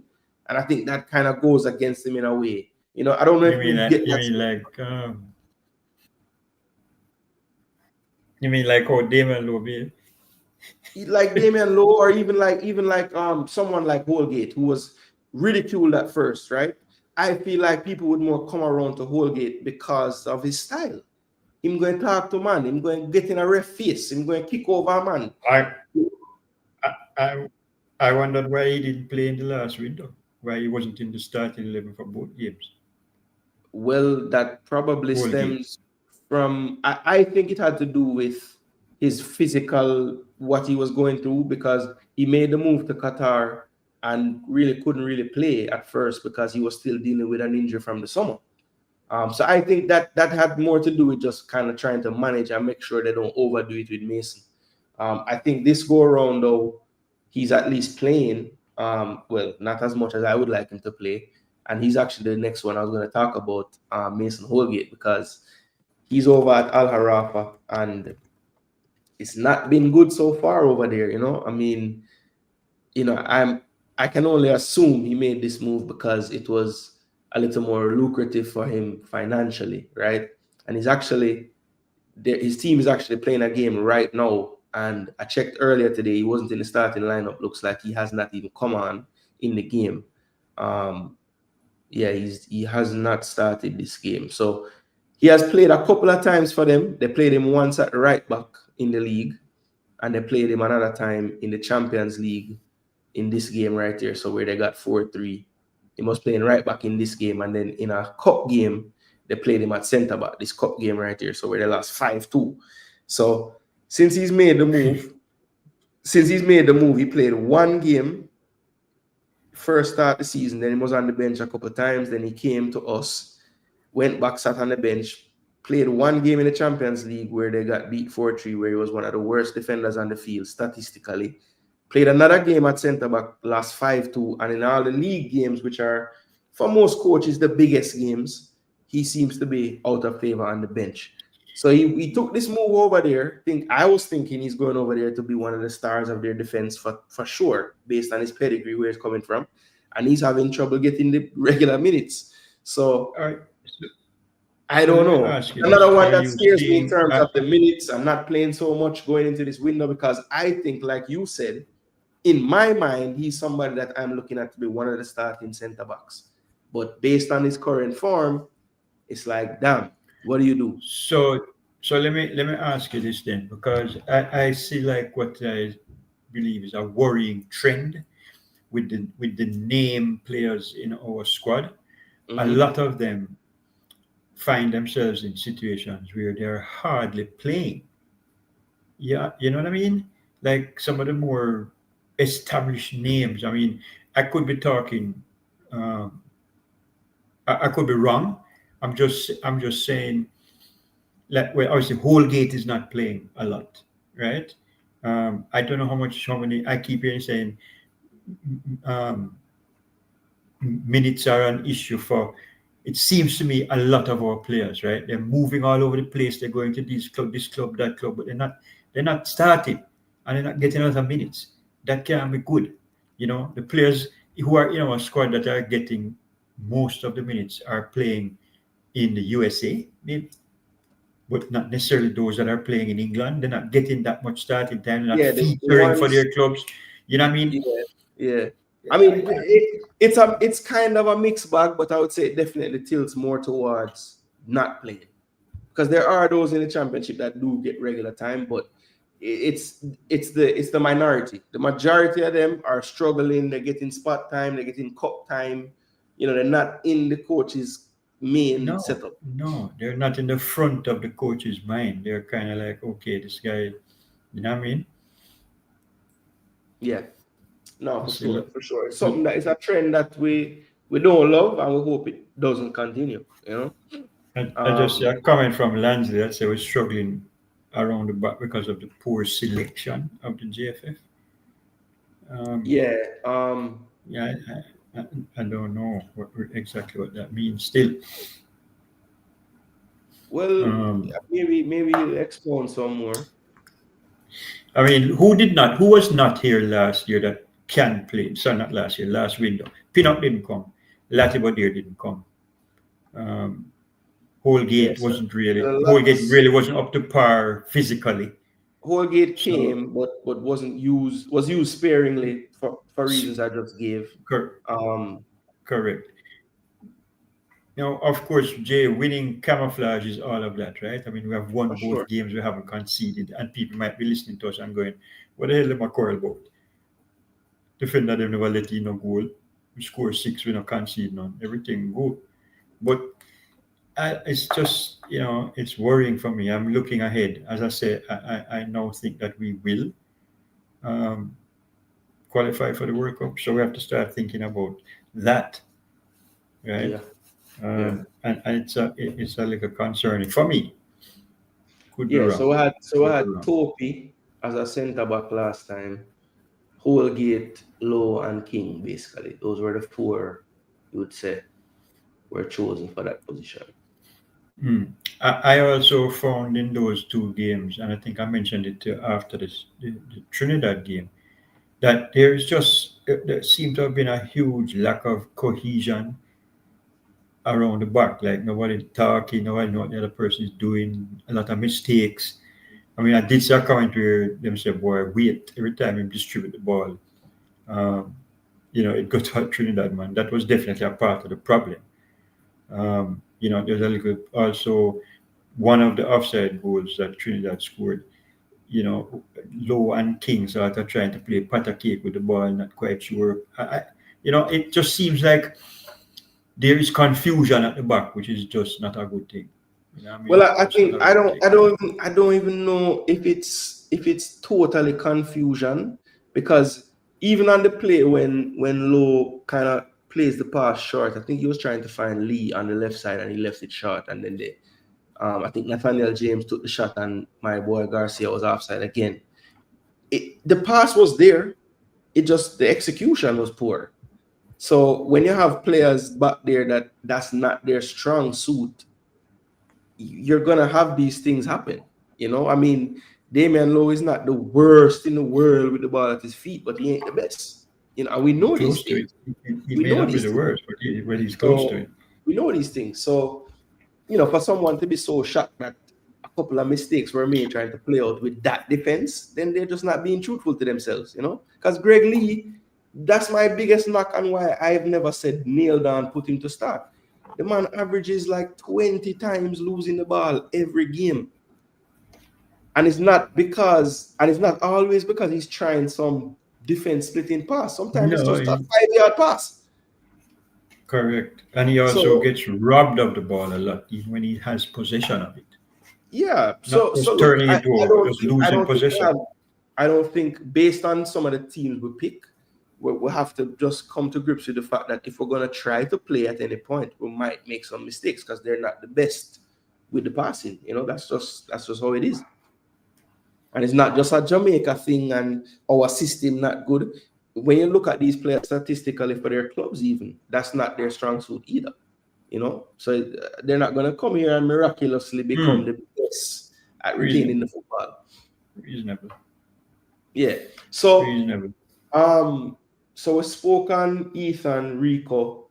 There are 2 players that were named in the watch list that we don't have to spend a lot of time on them because I think both of them aren't quite there yet. But I do think to the conversation of the CB depth, they add some quality to it. And that is Joel Latibodir and Deshaun Bernard. Both are still out. So anybody listening, I'm not saying to pick them. They're not ready. Lampard has come out on the record saying that that player, Latibeaudiere, won't be ready until after the international break to play for the club. So I doubt that the club will release him. And I wouldn't take him right now anyway because he ain't playing no football yet. Deshaun Bernard, the same. Long-term injury from way back in February. Good news on Bernard is he's at least back on grass. I think the November window might also be a little soon, but we'll have to see. But at least those are players that are young, they have age on their side, and they could potentially down the road still be in the mix, right? And then the other defenders that I want to touch on before we move on to something completely different for a second is and why I don't want to touch on them is Damian Lowe. So Damian Lowe, we know that he made his move to the MLS, which most of us were happy about. Don't have to, make the long trek from one part to come play for us anymore. Did he? Huh? Is he actually there? Yes, he's actually there. He's been on the bench for the last 2 MLS games. Hasn't gotten on the pitch. Is he actually there? Is he actually where? At Houston Dynamo? Yeah. Yes. He's actually been in the last 2 team sheets on the bench. Just hasn't played. Okay. Just hasn't played. There's another example of a man who step on the bench and can't play.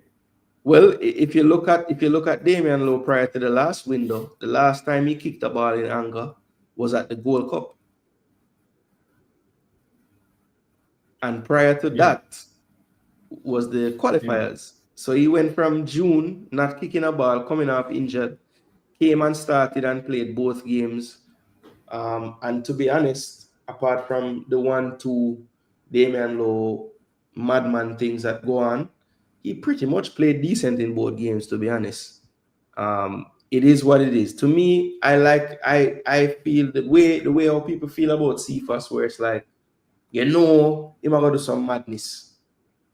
But he might every now and then work with it. The same thing with Damian Lowe at this point. I think you just have to work with what Damian Lowe going to give you. And honestly, I'm going to be honest, Nana, I don't know if you watch my show, but I think from what I have seen, you have gotten better in terms of like not going full on into these challenges. Because think about it, the first 2 games, do you remember a challenge he made where you were like, blow, why are you going at that? Like, I don't really remember that, And that's rare. You can normally, every game in play, say, yo, daddy, you remember in the first half when Damian Lowe closed on a man from the wing and just go into the I don't remember that happening. So maybe. So look, I don't know. That's where we are. That's where we are when we rate our players nowadays, right? We just have to be thankful for small mercies. Absolutely. Right? Yeah. Because it's not. I don't think miraculously we're gonna just start looking like the perfect everything. It's not gonna happen that way. So now, of course, as far as the defenders go, there are more players that weren't on the watch list. But I will not be bringing them up today simply because I haven't gotten enough information as far as like where in the process they are. So I don't really want to, throw any. At this point, I've realized when you bring up players that you don't have enough info on in terms of players that are maybe looking to get passports, it can come off bad for the players themselves because the minute you start to talk about them, then a narrative can be created that, look from when we are trying to get a player there and him saying my weight and blah, blah. So that's kind of really to bring up the speculation players so much like I used to. Like when I first started the channel, that was like one of my main things. Like, we can't get from over this. I still want to get them, but I'm playing the game a little more political now that I learn some more things about things, So what I want to do now that is we've been talking a little bit about the first window and how you feel about the squad getting to the World Cup and everything.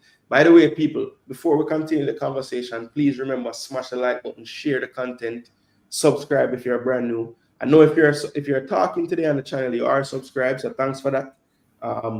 But yeah, just want to remind you guys, 100 likes is the target. Make sure we reach. I have about 30 more minutes. I want to talk to Dad about a few things. But since we're on Jamaica football, I just want to get from your perspective, How do you feel about this next window coming up, the next one after that? I heard you say you think we're in the World Cup or you think we're going to go. But how you feel overall, what you saw from the first window and moving forward? Yeah, look, I mean, I tend to mark hard, right? And I mean, even when we do well, and you know this, Jay, because sometimes you're watching a game and you say, "Why, Daddy, no, the man, them are getting effort," and But I do mark hard, and I want to see a certain style of football, and something that makes me feel as if we're going somewhere. I understand that, that's probably a bit of a pipe dream.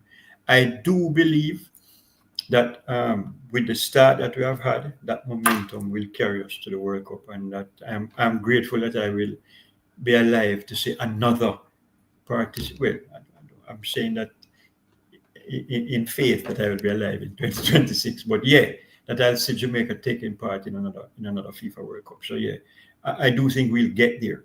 Um, look, everybody before the window started was talking about how Curacao is a dangerous team, and they are to a certain extent. But I took some encouragement from the performance that Bermuda put up against them. I think what Curacao eventually won the game, was it 3-2 Yeah, or they was it eventually 4-2? won the game 3-2. 3-2. Mm-hmm. Um, and so performance against Bermuda and then seeing Bermuda play Curacao. Uh, and I think that, to be quite honest with you, um, I think, again, he did. Hold on, Dad. Look like them are trying to take you away. I think we'll get here. And I think, therefore, that the most important part of us taking part in the World Cup next year is what we do after we qualify. How many games do we get? How many quality games do we get? Do we send the best prepared squad to the World Cup so that we can represent ourselves well? Nobody wants Jamaica to go to the World Cup and get trounced. I mean, a lot of it is the luck of the draw, literally, and who will be drawn and what group will be. But even so, we don't want to go there and, having waited so long to go again, just get washed away in our first round matches. So that period of time after November, when we have secured qualification through to next June, is very, very important. And hopefully, the federation will be able to line up a similar amount of games that the Borrell administration did after we qualified for France, because we played a number of games after Well, that.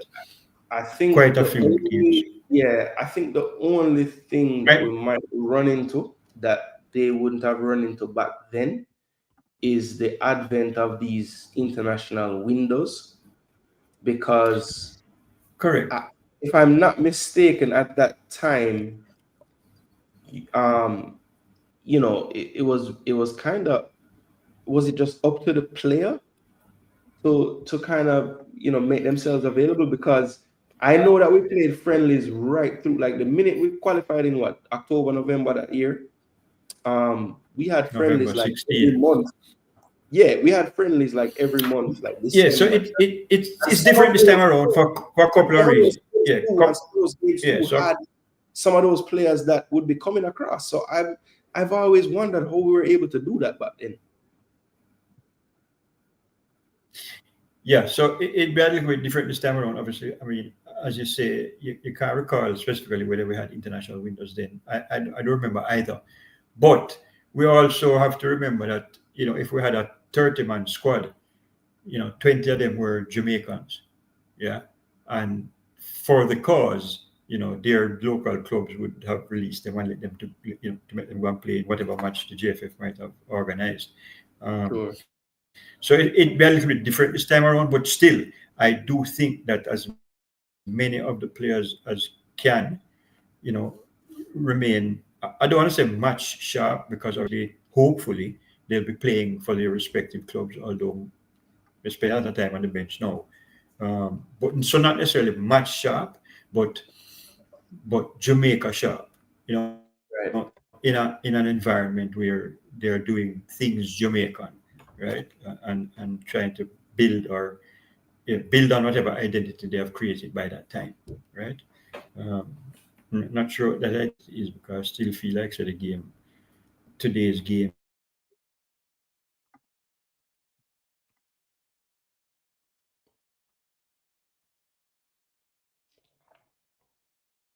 Yo, yo, yo, yo, yo. Them a try take way. Them a try take way, daddy. Good old Jamaica internet, you know. Pay your bill, daddy. yo, yeah, you Internet. am I back?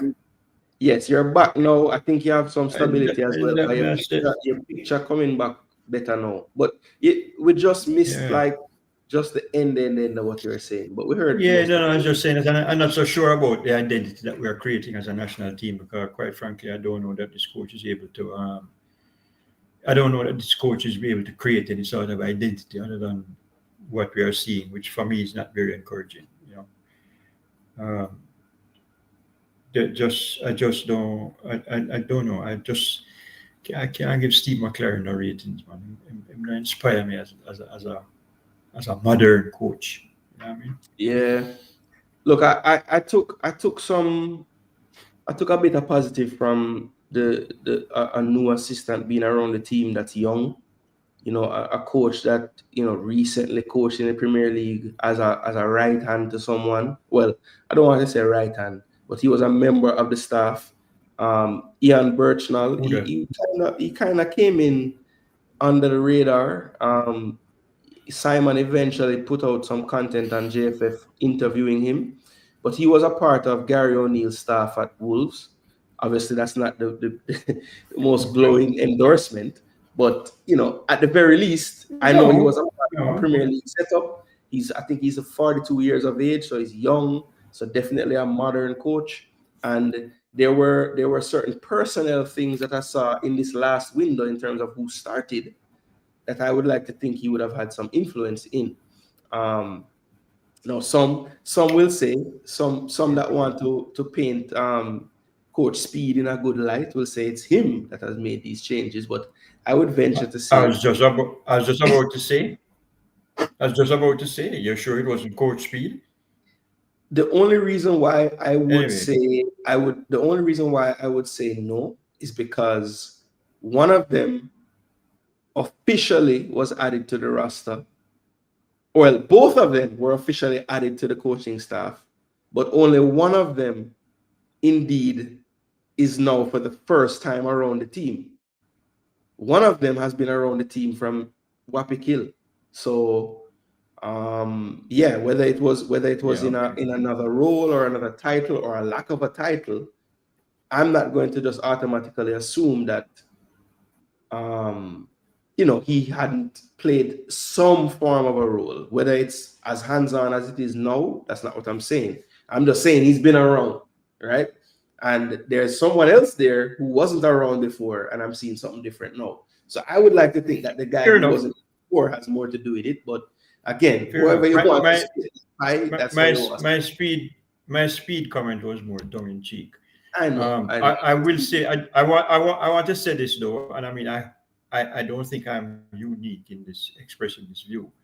But for me, the find of the window was Kadamatri. I thought he looked really, really good. Can you please clarify your statement about if you have a squad of 30, most were Jamaicans? I think he meant Jamaican living at Yeah, the man. time. So greetings, Devon.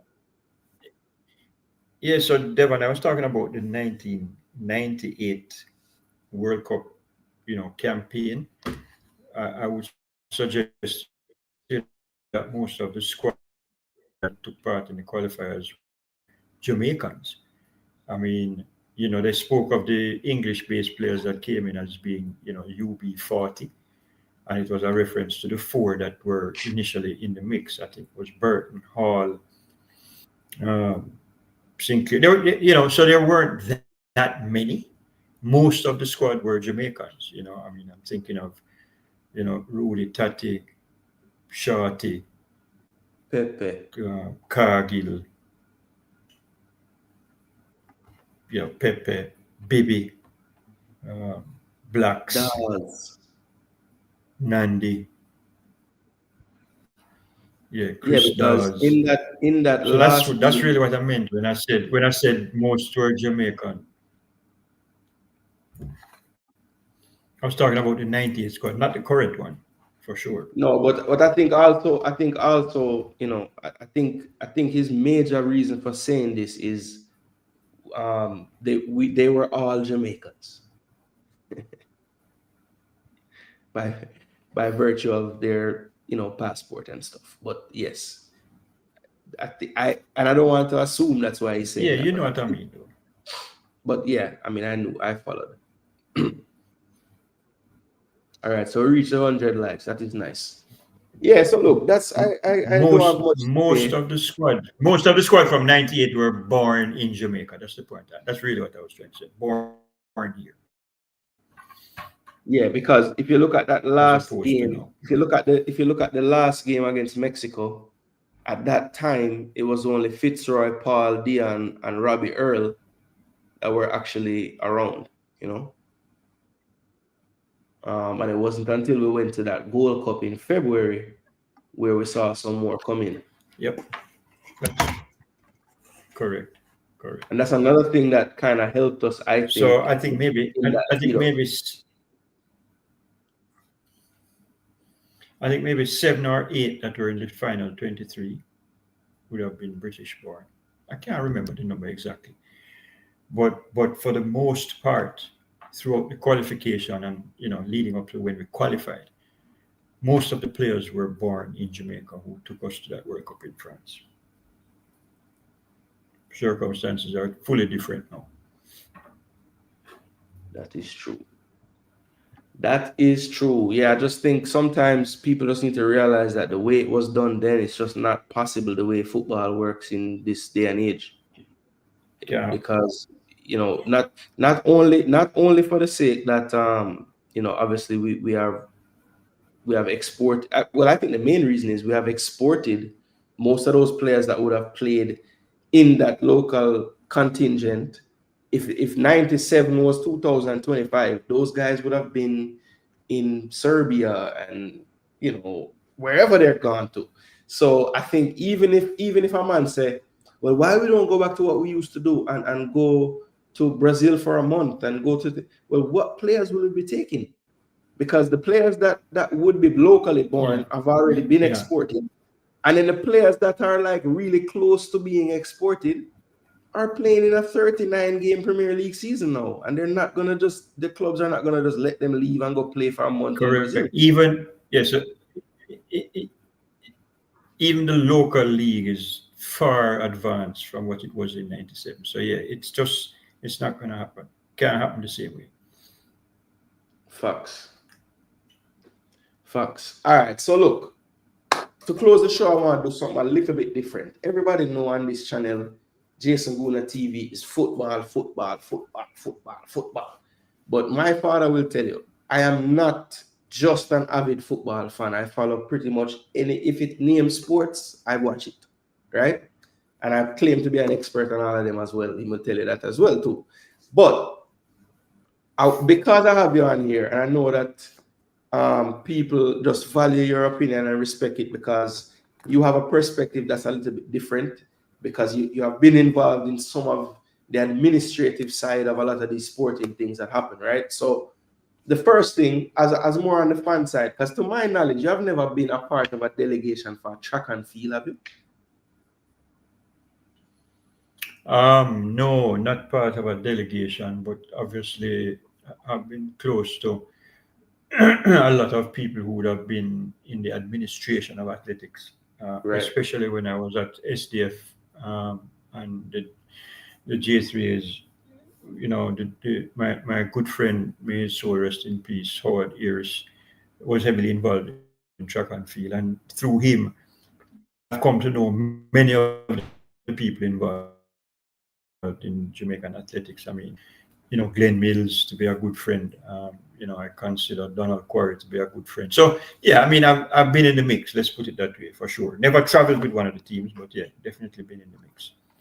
Well, that's very noble of you to say the names you have said and not try to wriggle your way into some kind of delegation. You should be commended for that, because I don't think everybody does things like that in Jamaica. Anyway, I digress. Yeah. So obviously we just concluded the World Championships over in Tokyo, and what is your thoughts, just on everything, the medal count, how the athletes did?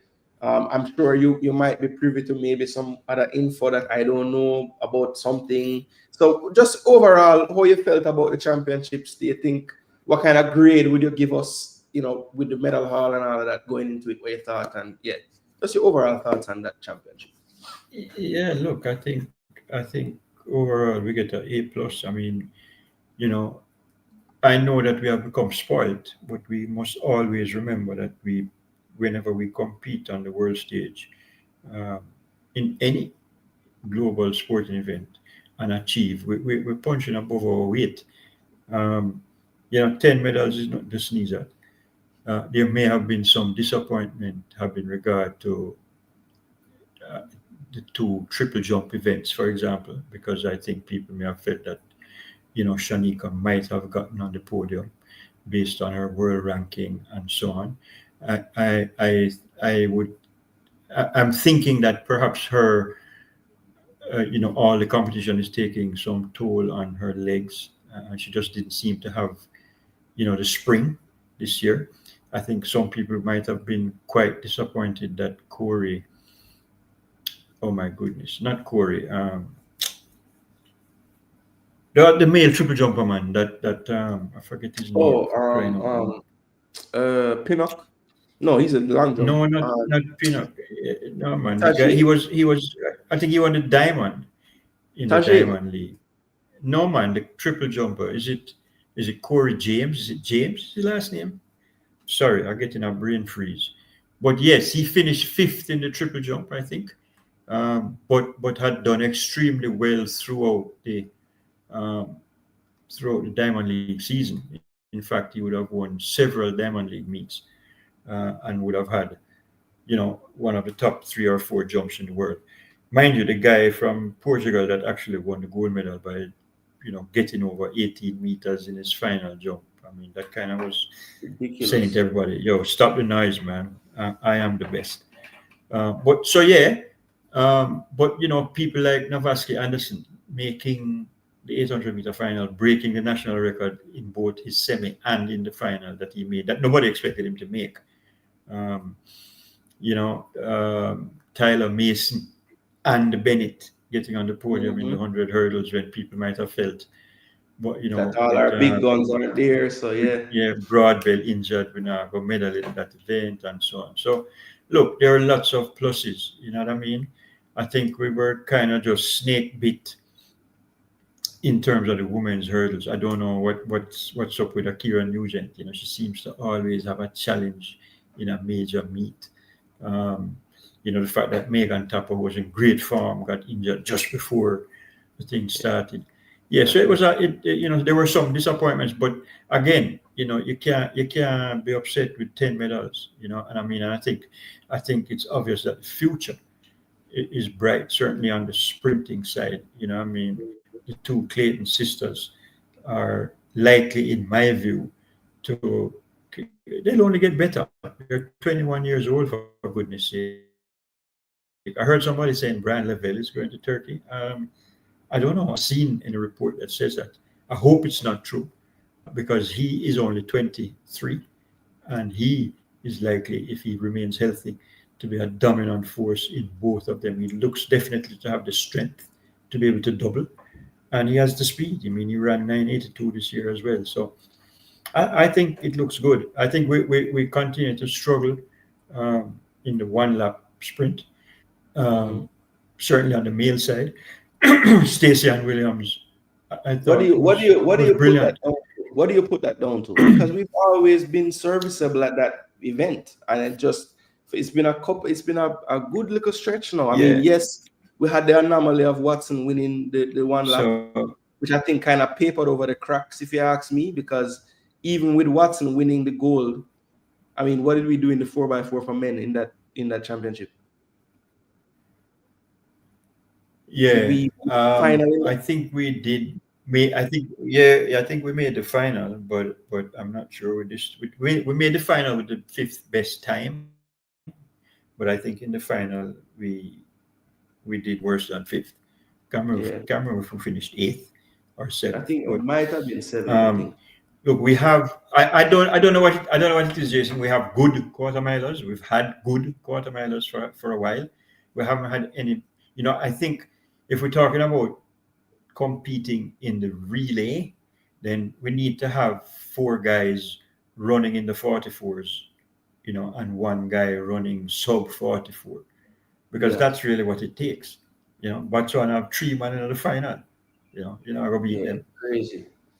crazy what they are You're not able going to to do beat in them. I that mean, the event. USA ran four guys in the heats and the race off, and then four new guys in the final. So For we don't have the fresh, depth, right? yeah, And I think that you know, yeah, we don't have the depth, and I think it's just here in Jamaica, everybody wants to run the one and the two, not even the two. Everybody wants to run the one, yeah, let it's alone like trying to run the four. There's a reason why the greatest sprinter the world has ever seen didn't want to run the 400 once he started running the 100, right? It's not an easy yeah. event to compete in. And until, I don't know, I was going to say that, Antonio Watson winning the world Jordan Scott, championship the might guy have been a named Daddy. catalyst for people to aspire to it, but it doesn't seem that way. But look, I think we're right up there. I don't think we have any shortage. We lost a lot of medal prospects on the global stage when those people defected to Turkey. But again, as I said, when it happened and the news first broke, I'm not killing them. You know what I mean? There's many things to consider for a professional athlete, outside of, you know, the honor and glory of representing your country, right? You have to think about your family, you have to think about yourself, you have to think about how long is your career going to last, and when you factor in all those things, you have to go where you can maximize your earnings and do the best for yourself and not killing them. But Jamaica's athletics will not stop producing talent, right? The coaches that are in every school in Jamaica are some of the best coaches in the world, right? And that's just because we have the tradition. What we need to do now is find a way to prevent any more Jaden Hibberts, and Pinnocks, But and but Rajendra that Campbells, to be so on, totally and Stoners from leaving. but to be totally honest, that if the framework continues to be the same in terms of how a country can acquire an athlete, how can we compete? How can we compete if a man can just come with No, so 500 I and a bunch of bonus money? We can't compete. Like we yeah. can't. So a part of how we stop that from happening again is for the governing body of the sport to look at what can and cannot be done. At the same time, we have to clean up our own yard. And I don't know that we have time to discuss the answer to that right now, but we have to find ways to keep our athletes from being lured away by money. How are we I going to do just that? I'm not sure. unless I'm not sure. unless the answer to that is money, then I don't. There's not another answer because these people aren't leaving for any other reason but money. So I don't care what you put in Right. place. So we have If to find you a way to make sure can't give a man a that we can make the signing same bonus. kind of. No, I'm saying the way the J3A and the powers in Jamaica fight this is they make the IWF and all the governing bodies in track and field realize that this is foolishness. You can't just have a highest bidder policy to run for countries.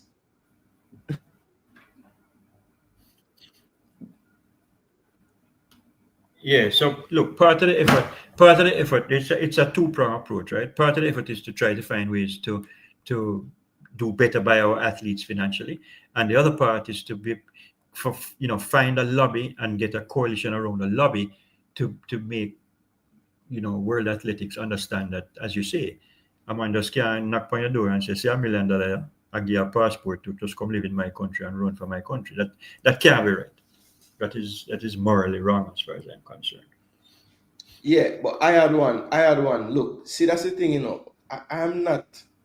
You see, when I say what I say, people take that as a defense of the authorities in Jamaica. No. All I'm saying is this. When you look at, because you can't say anything you want to say about they were mistreated and nobody treated them well and this and that. If Turkey came and said to them, listen, we're going to treat you way better, they wouldn't go. The reason why they're going is because they put a financial package in front of them. So I don't care how you treat an athlete or what you tell listen. When people say that they are not treated well, that's paraphrasing or a euphemism for them not getting paid enough. Even if they're talking about money, that I'm just saying the scale of money that Turkey is coming with, I don't care what we do. We cannot compete with that. We can't compete with the amount of athletes we have for them to get the type of package that I am seeing floated around for Ebert. We can't do that. I don't care what you do. I don't care how much better you organize. We don't have the money. Okay, so we might not be able to do it for 10 athletes because we have so many who are good. And so maybe it's about creating a scale. Maybe it's about creating some sort of graded payment based on achievement. I don't know, Jay. I don't know. I have to wrap my head around. Yeah, look, it would have to be a long convo.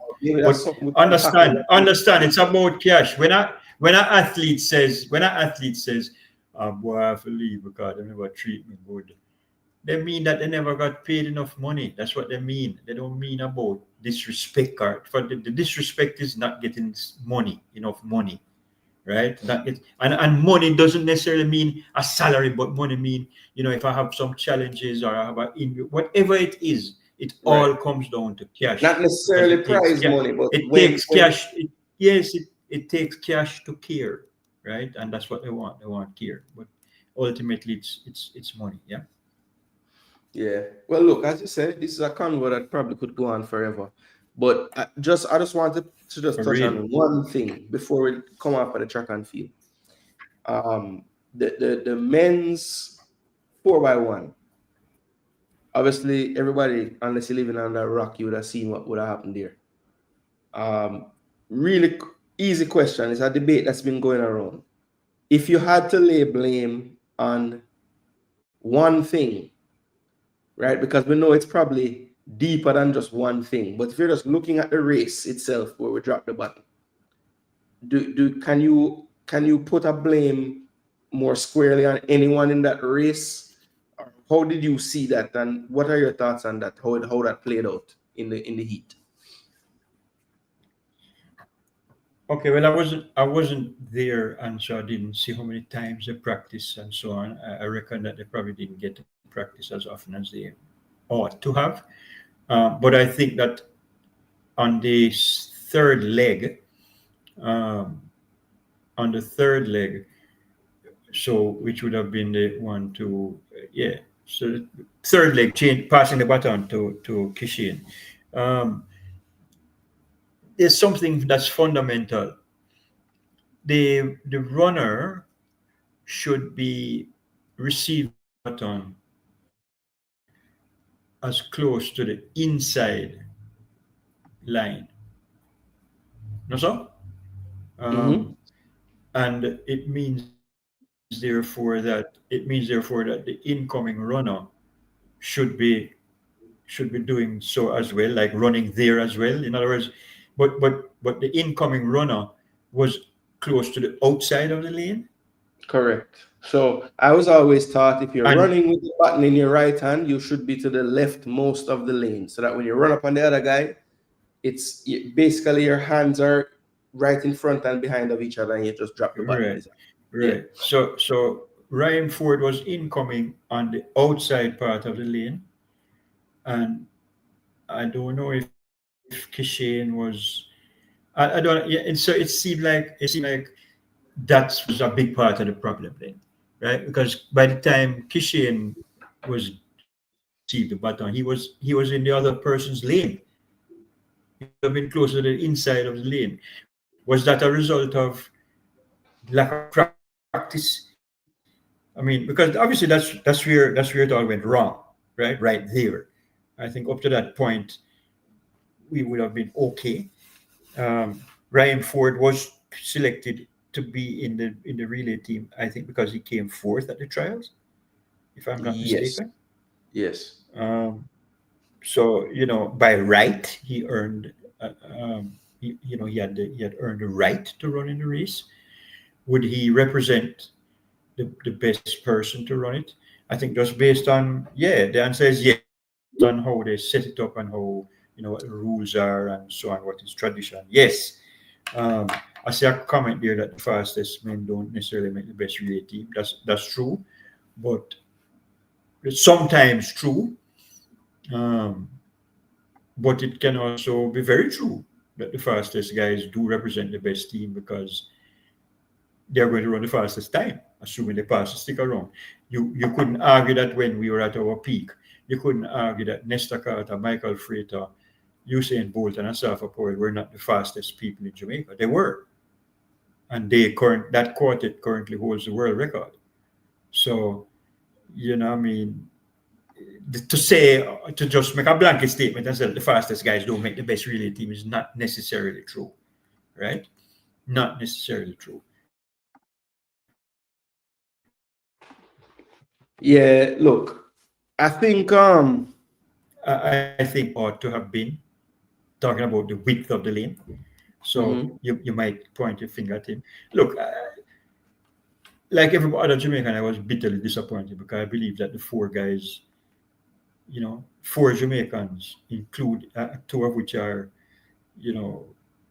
or three of which are Akeem Blake, who is a 60-meter specialist and therefore give you a great start, Oblique Seville and Kitchen Thompson.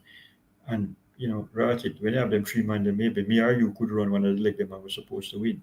You know what I mean? So everybody was bitterly disappointed. But I'm not killing anybody because I have seen better teams have mishaps as well. So it's all about preparation. As the case I think sporting I think you're not going to perform. Here's my theory on the relay teams having a bit of I won't even say a struggle, but we've seen some issues, right? I think the growth and how well we have been able to do is kind of been a curse in the sense of the relay races because we have more talented coaches now, right? And we have more different sprint clubs and different little factions starting up. So like Brian Lavelle, for example, I don't know how true this is, but I heard that he wasn't willing to do any kind of lead up, build up, practice with anything because his coach saw it as taken away from what he needed to do for his athlete. So I'm wondering moving forward. In his case it's a she, but yes, I get the point. Yeah. No. I mean, when I say he, I mean Lavelle. It would mess up Lavelle's training, right? So okay. But thank you. I didn't know it was an old lady. But Shanike Osborne, she used to coach, she used to be part of the MVP coaching staff. Okay, so as Prano's disciples and Glenn Mills' disciples start to want to do their own thing, is this something that we're going to have to contend with every time we have meets and every time we go anywhere on the global stage? That coaches, for whatever reason, don't want to send their athletes to the team trainings, because at the end of the day, what jurisdiction does someone like Frater have to tell an athlete you have to show up here at X time? Isn't it always down to whatever the coach deems to be? And they're going to work with the coaches as well. They don't want to mess up anything that the coach thinks will mess up the athlete. So I just think this lack of practice thing and all of that is not something that we're going to be able to easily fix. It kind of reminds me of what we just talked about with the Reggae Boyz, how we can't do it how we used to because of the growth, and we just can't do it how we used to do it. So we need to figure that out, because I don't think we're ever going to be at a stage where we feel as a nation that the relay teams practiced enough. I just don't see the possibility for it anymore. So yeah, so I all come from the same stable, and then that will help. I don't know. I stand to be corrected. I believe that I read that there was some consensus and agreement reached prior to this year's World Championships around practice and relay practice specifically, and that there was an agreement. I think Level may not be the best example of why this could be a challenge, because let's face it, he did not participate in the 100-meter final at championships and really only ran that 982 in a meet afterwards. And so he was only there to run the 200. And because he didn't run the 100-meter final, he was not in the pool. He was not in the pool of 6, and he was never going to run the relay anyway. Question. Tia Clayton finished the final at champs?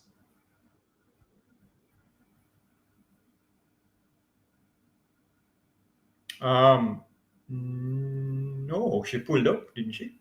Correct. So you're asking how come she was in the pool? The same thing. If a man put on a marker, what are you going to do? Ignore it? Yeah, no, I that's why. Listen, I think Level should have been included in the relay pool. Don't get me wrong. Right. So I'm gonna give them the benefit that it was the day after the 200. There was no Lyles, no Bednarik in the US team, so I get that. But if we had made the final and Level don't run, I would have a serious issue with that. Me too. For sure. Anyway, you can have a man running 98 and don't put him in the team. For me, it don't make no sense. Anyway, look, to close out the show, Dad, it's not, I know I love cricket, right? But I can't lie to you and say I've been keeping up with cricket as much as I used to. And I think a part of that comes down to, obviously the West Indies aren't as good as they used to be, right? That's the first reason. And also, I think where I grew up in Jamaica, at the time when I was growing up in Jamaica, cricket was still, when test match at Sabina, it was a big deal still, And I'm not there anymore, but I still have you and mommy there. So I'm in tune with Jamaica very much so, even though I'm not there. I might know more about things going on in Jamaica than you sometimes, because I just keep in tune with stuff, right? But with the cricket, I have not done so. And I honestly believe it has to do with the what you see going on in society in Jamaica now kind of mirrors how I am with cricket. It's taking a backseat to other things. And I think, and I know maybe people don't know, but first and foremost, what is your role with the CPL that just concluded? Like, what's your title? I thought you said you only had a few minutes. No, just tell me your. So I am no, I know. Yeah, man. So I'm the tournament operations director for the CPL. Okay. So yeah, that covers a wide range of things. Yeah. So to the layman, right? Too many things to mention, but I have a finger on just about everything. You oversee the scheduling, the draft, the referees, pretty much everything that has to do with playing a cricket match on the day. You deal with that, and what leads up to being able to play the match, right?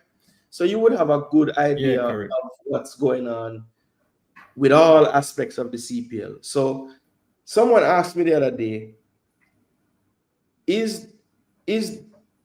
they wanted me to ask you, do you think there's a correlation between I guess you could say the downturn in support for cricket in Jamaica, and also the removal or the non-use of the Talawas in the CPL?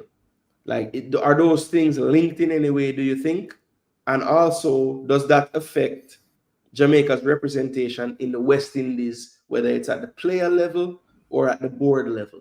Are those things kind of hand in hand? And is Jamaica losing its grip or its influence, I guess you could say, in the cricket space due to just, lack of representation at this point, especially in the CPL? Yeah, the CPL tournament is kind of unique. The teams are privately owned, but the economic model is that there is support from the government of the country in which the teams are domiciled. And the rationale provided for that or put forward for that is that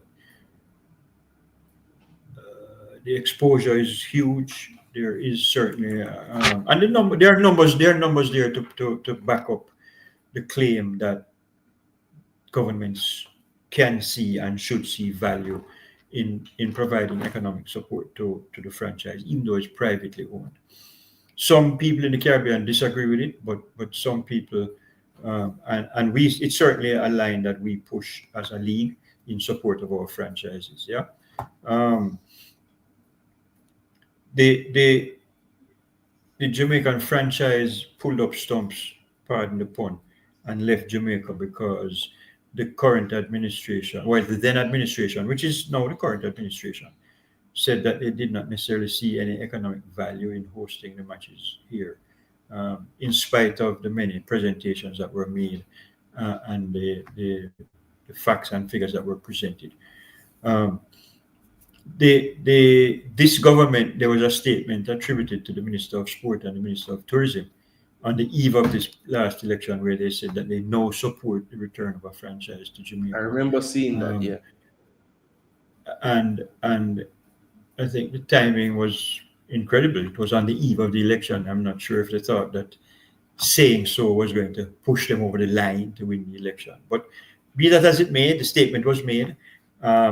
There have been discussions with a potential investor to take over a franchise and bring the CPL back to Jamaica for a number of years. And one of the things that was a stumbling block was the lack of a commitment from the government. Now that commitment is there, I think there's a pretty good chance that a franchise will return to Jamaica next year. Is it going to be the Talawas? I don't know. It could be. That could be the name. It could be another name.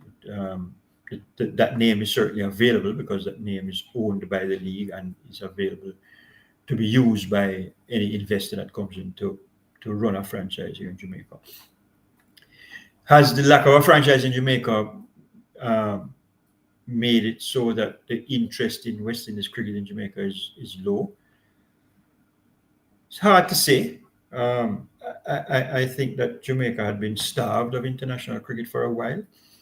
I think that the recent tour of Australia here, where there was a test match and the T20, or T20s followed by a test match, there is some interest still in the country for international cricket. I think it's not supposed to be a factor, but I think the fact that the current CEO of West Indies cricket is a Jamaican, someone that everyone knows and someone who has been involved in cricket for a while in the person of Chris Deering, may see a sort of return to interest for the sport.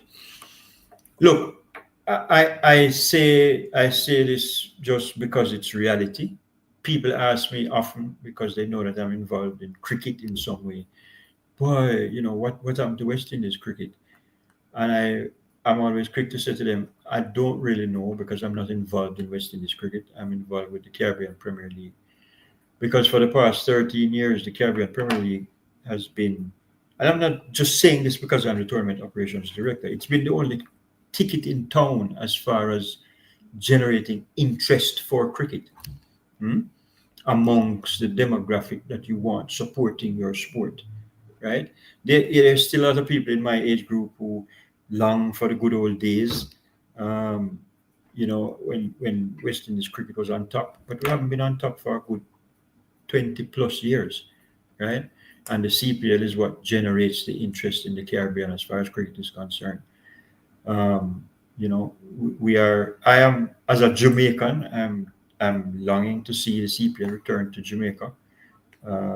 I think it's a shame that the largest market and largest population of any Caribbean, English-speaking Caribbean country, doesn't have a CPL franchise. So I'm desperate for one to come back, just for that reason alone. I think it'd be good for the league, and I think it'd be good for Jamaica. Enough people are asking about it whenever they see me, and this is anecdotal purely, that it seems to me that everybody wants a franchise to come back to Jamaica.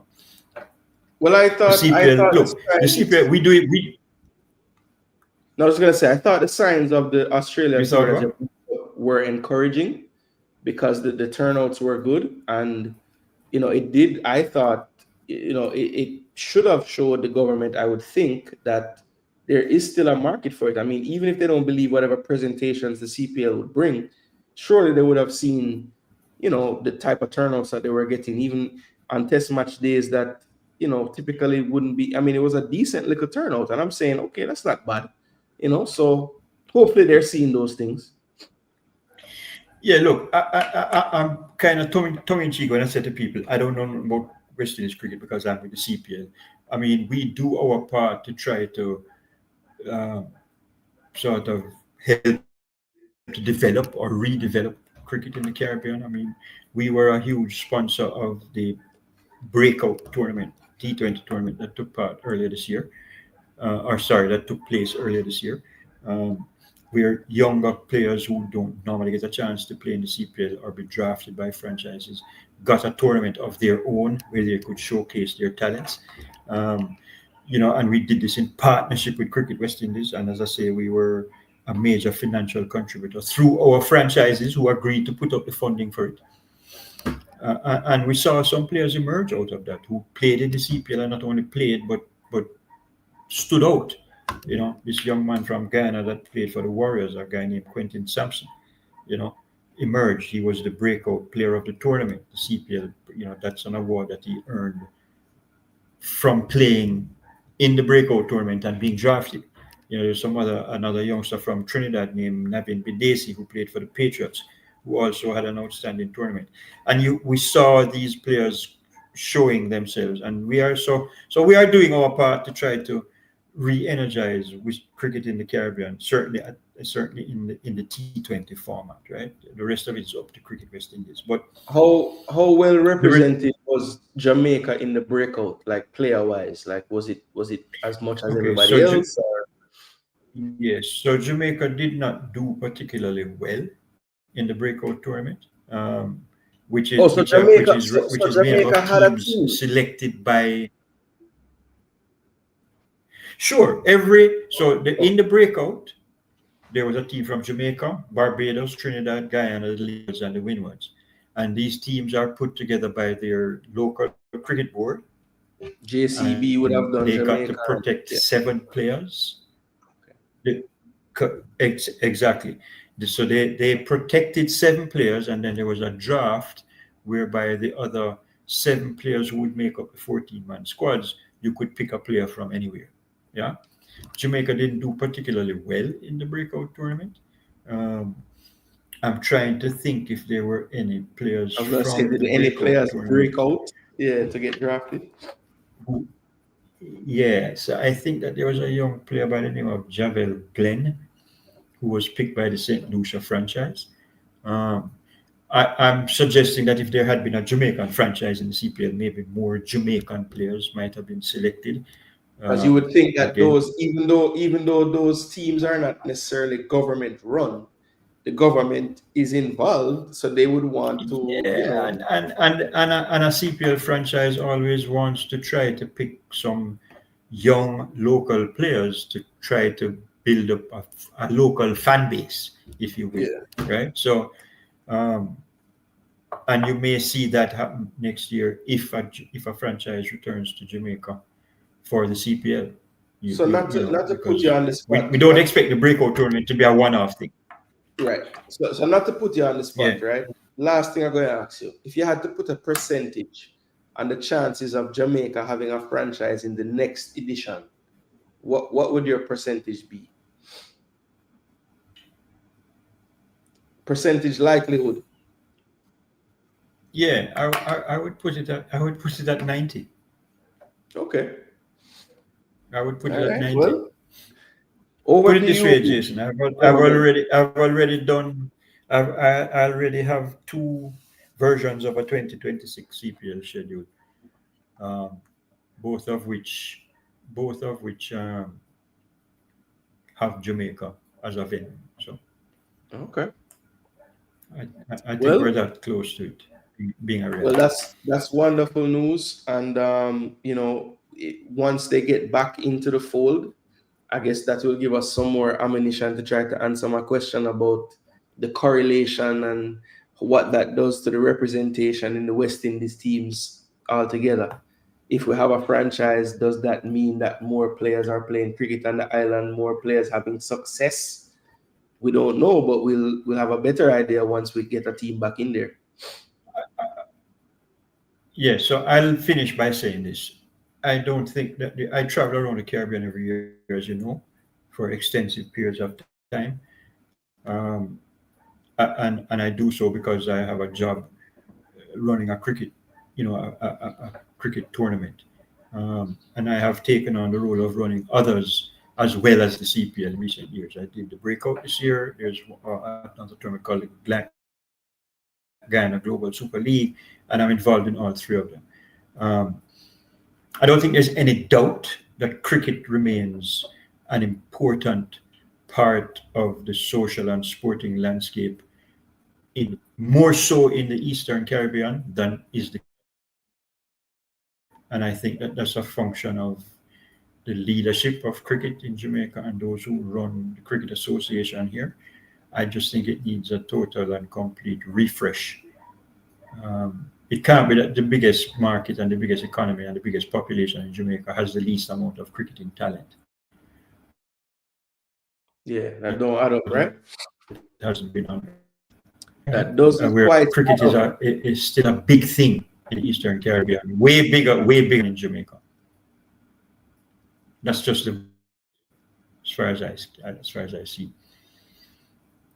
Well, somehow the powers that be got to figure that out, because I don't think the talent has just left the island altogether. I mean, I know there's a lot of other sports vying for that positioning and everything, but I just think that it's more down to what you just said. We're just not really, making the most administratively of what we have. So. Oh, Jay, sorry. Yeah. Sorry, one last thing. The show started out with a discussion of, football in Jamaica and Jamaican football. And I can't come on the show and not say something about a personal friend of mine who to this day remains one of the best players I ever saw play football live. And I just want to say condolences to the family and friends of Alan Skill Cole, a personal friend and a good man. Yeah, may his soul rest in peace. Jamaica football will be worse off now that he has passed. So big up Skill Cole. All right, respect for that, Dad, and big up as well from myself to the family. No, it must not be easy for you guys, but yeah, man, nothing but great things I heard about that man as far as his footballing pedigree. Sad to say. Actually, I will say this. I was lucky enough as a young man to juggle a football in a circle with Alan Skill Cole. So a lot of you out there can't say that I can. All right, so hold that. But anyway, big up, Dad. Thanks again for the strength that you always bring. People, I will probably cut down the video a little bit with Daddy's part separate and things. So if you guys want to see that, you can.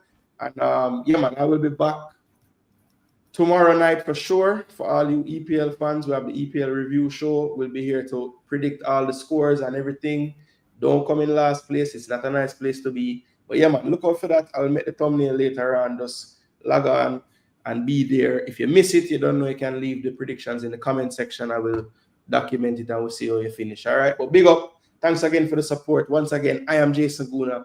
This is Jason Gooner TV. And from myself and the big man himself, Michael, my dad, we say we are over and we're gone. What is under your nose? One mustache. I'm out.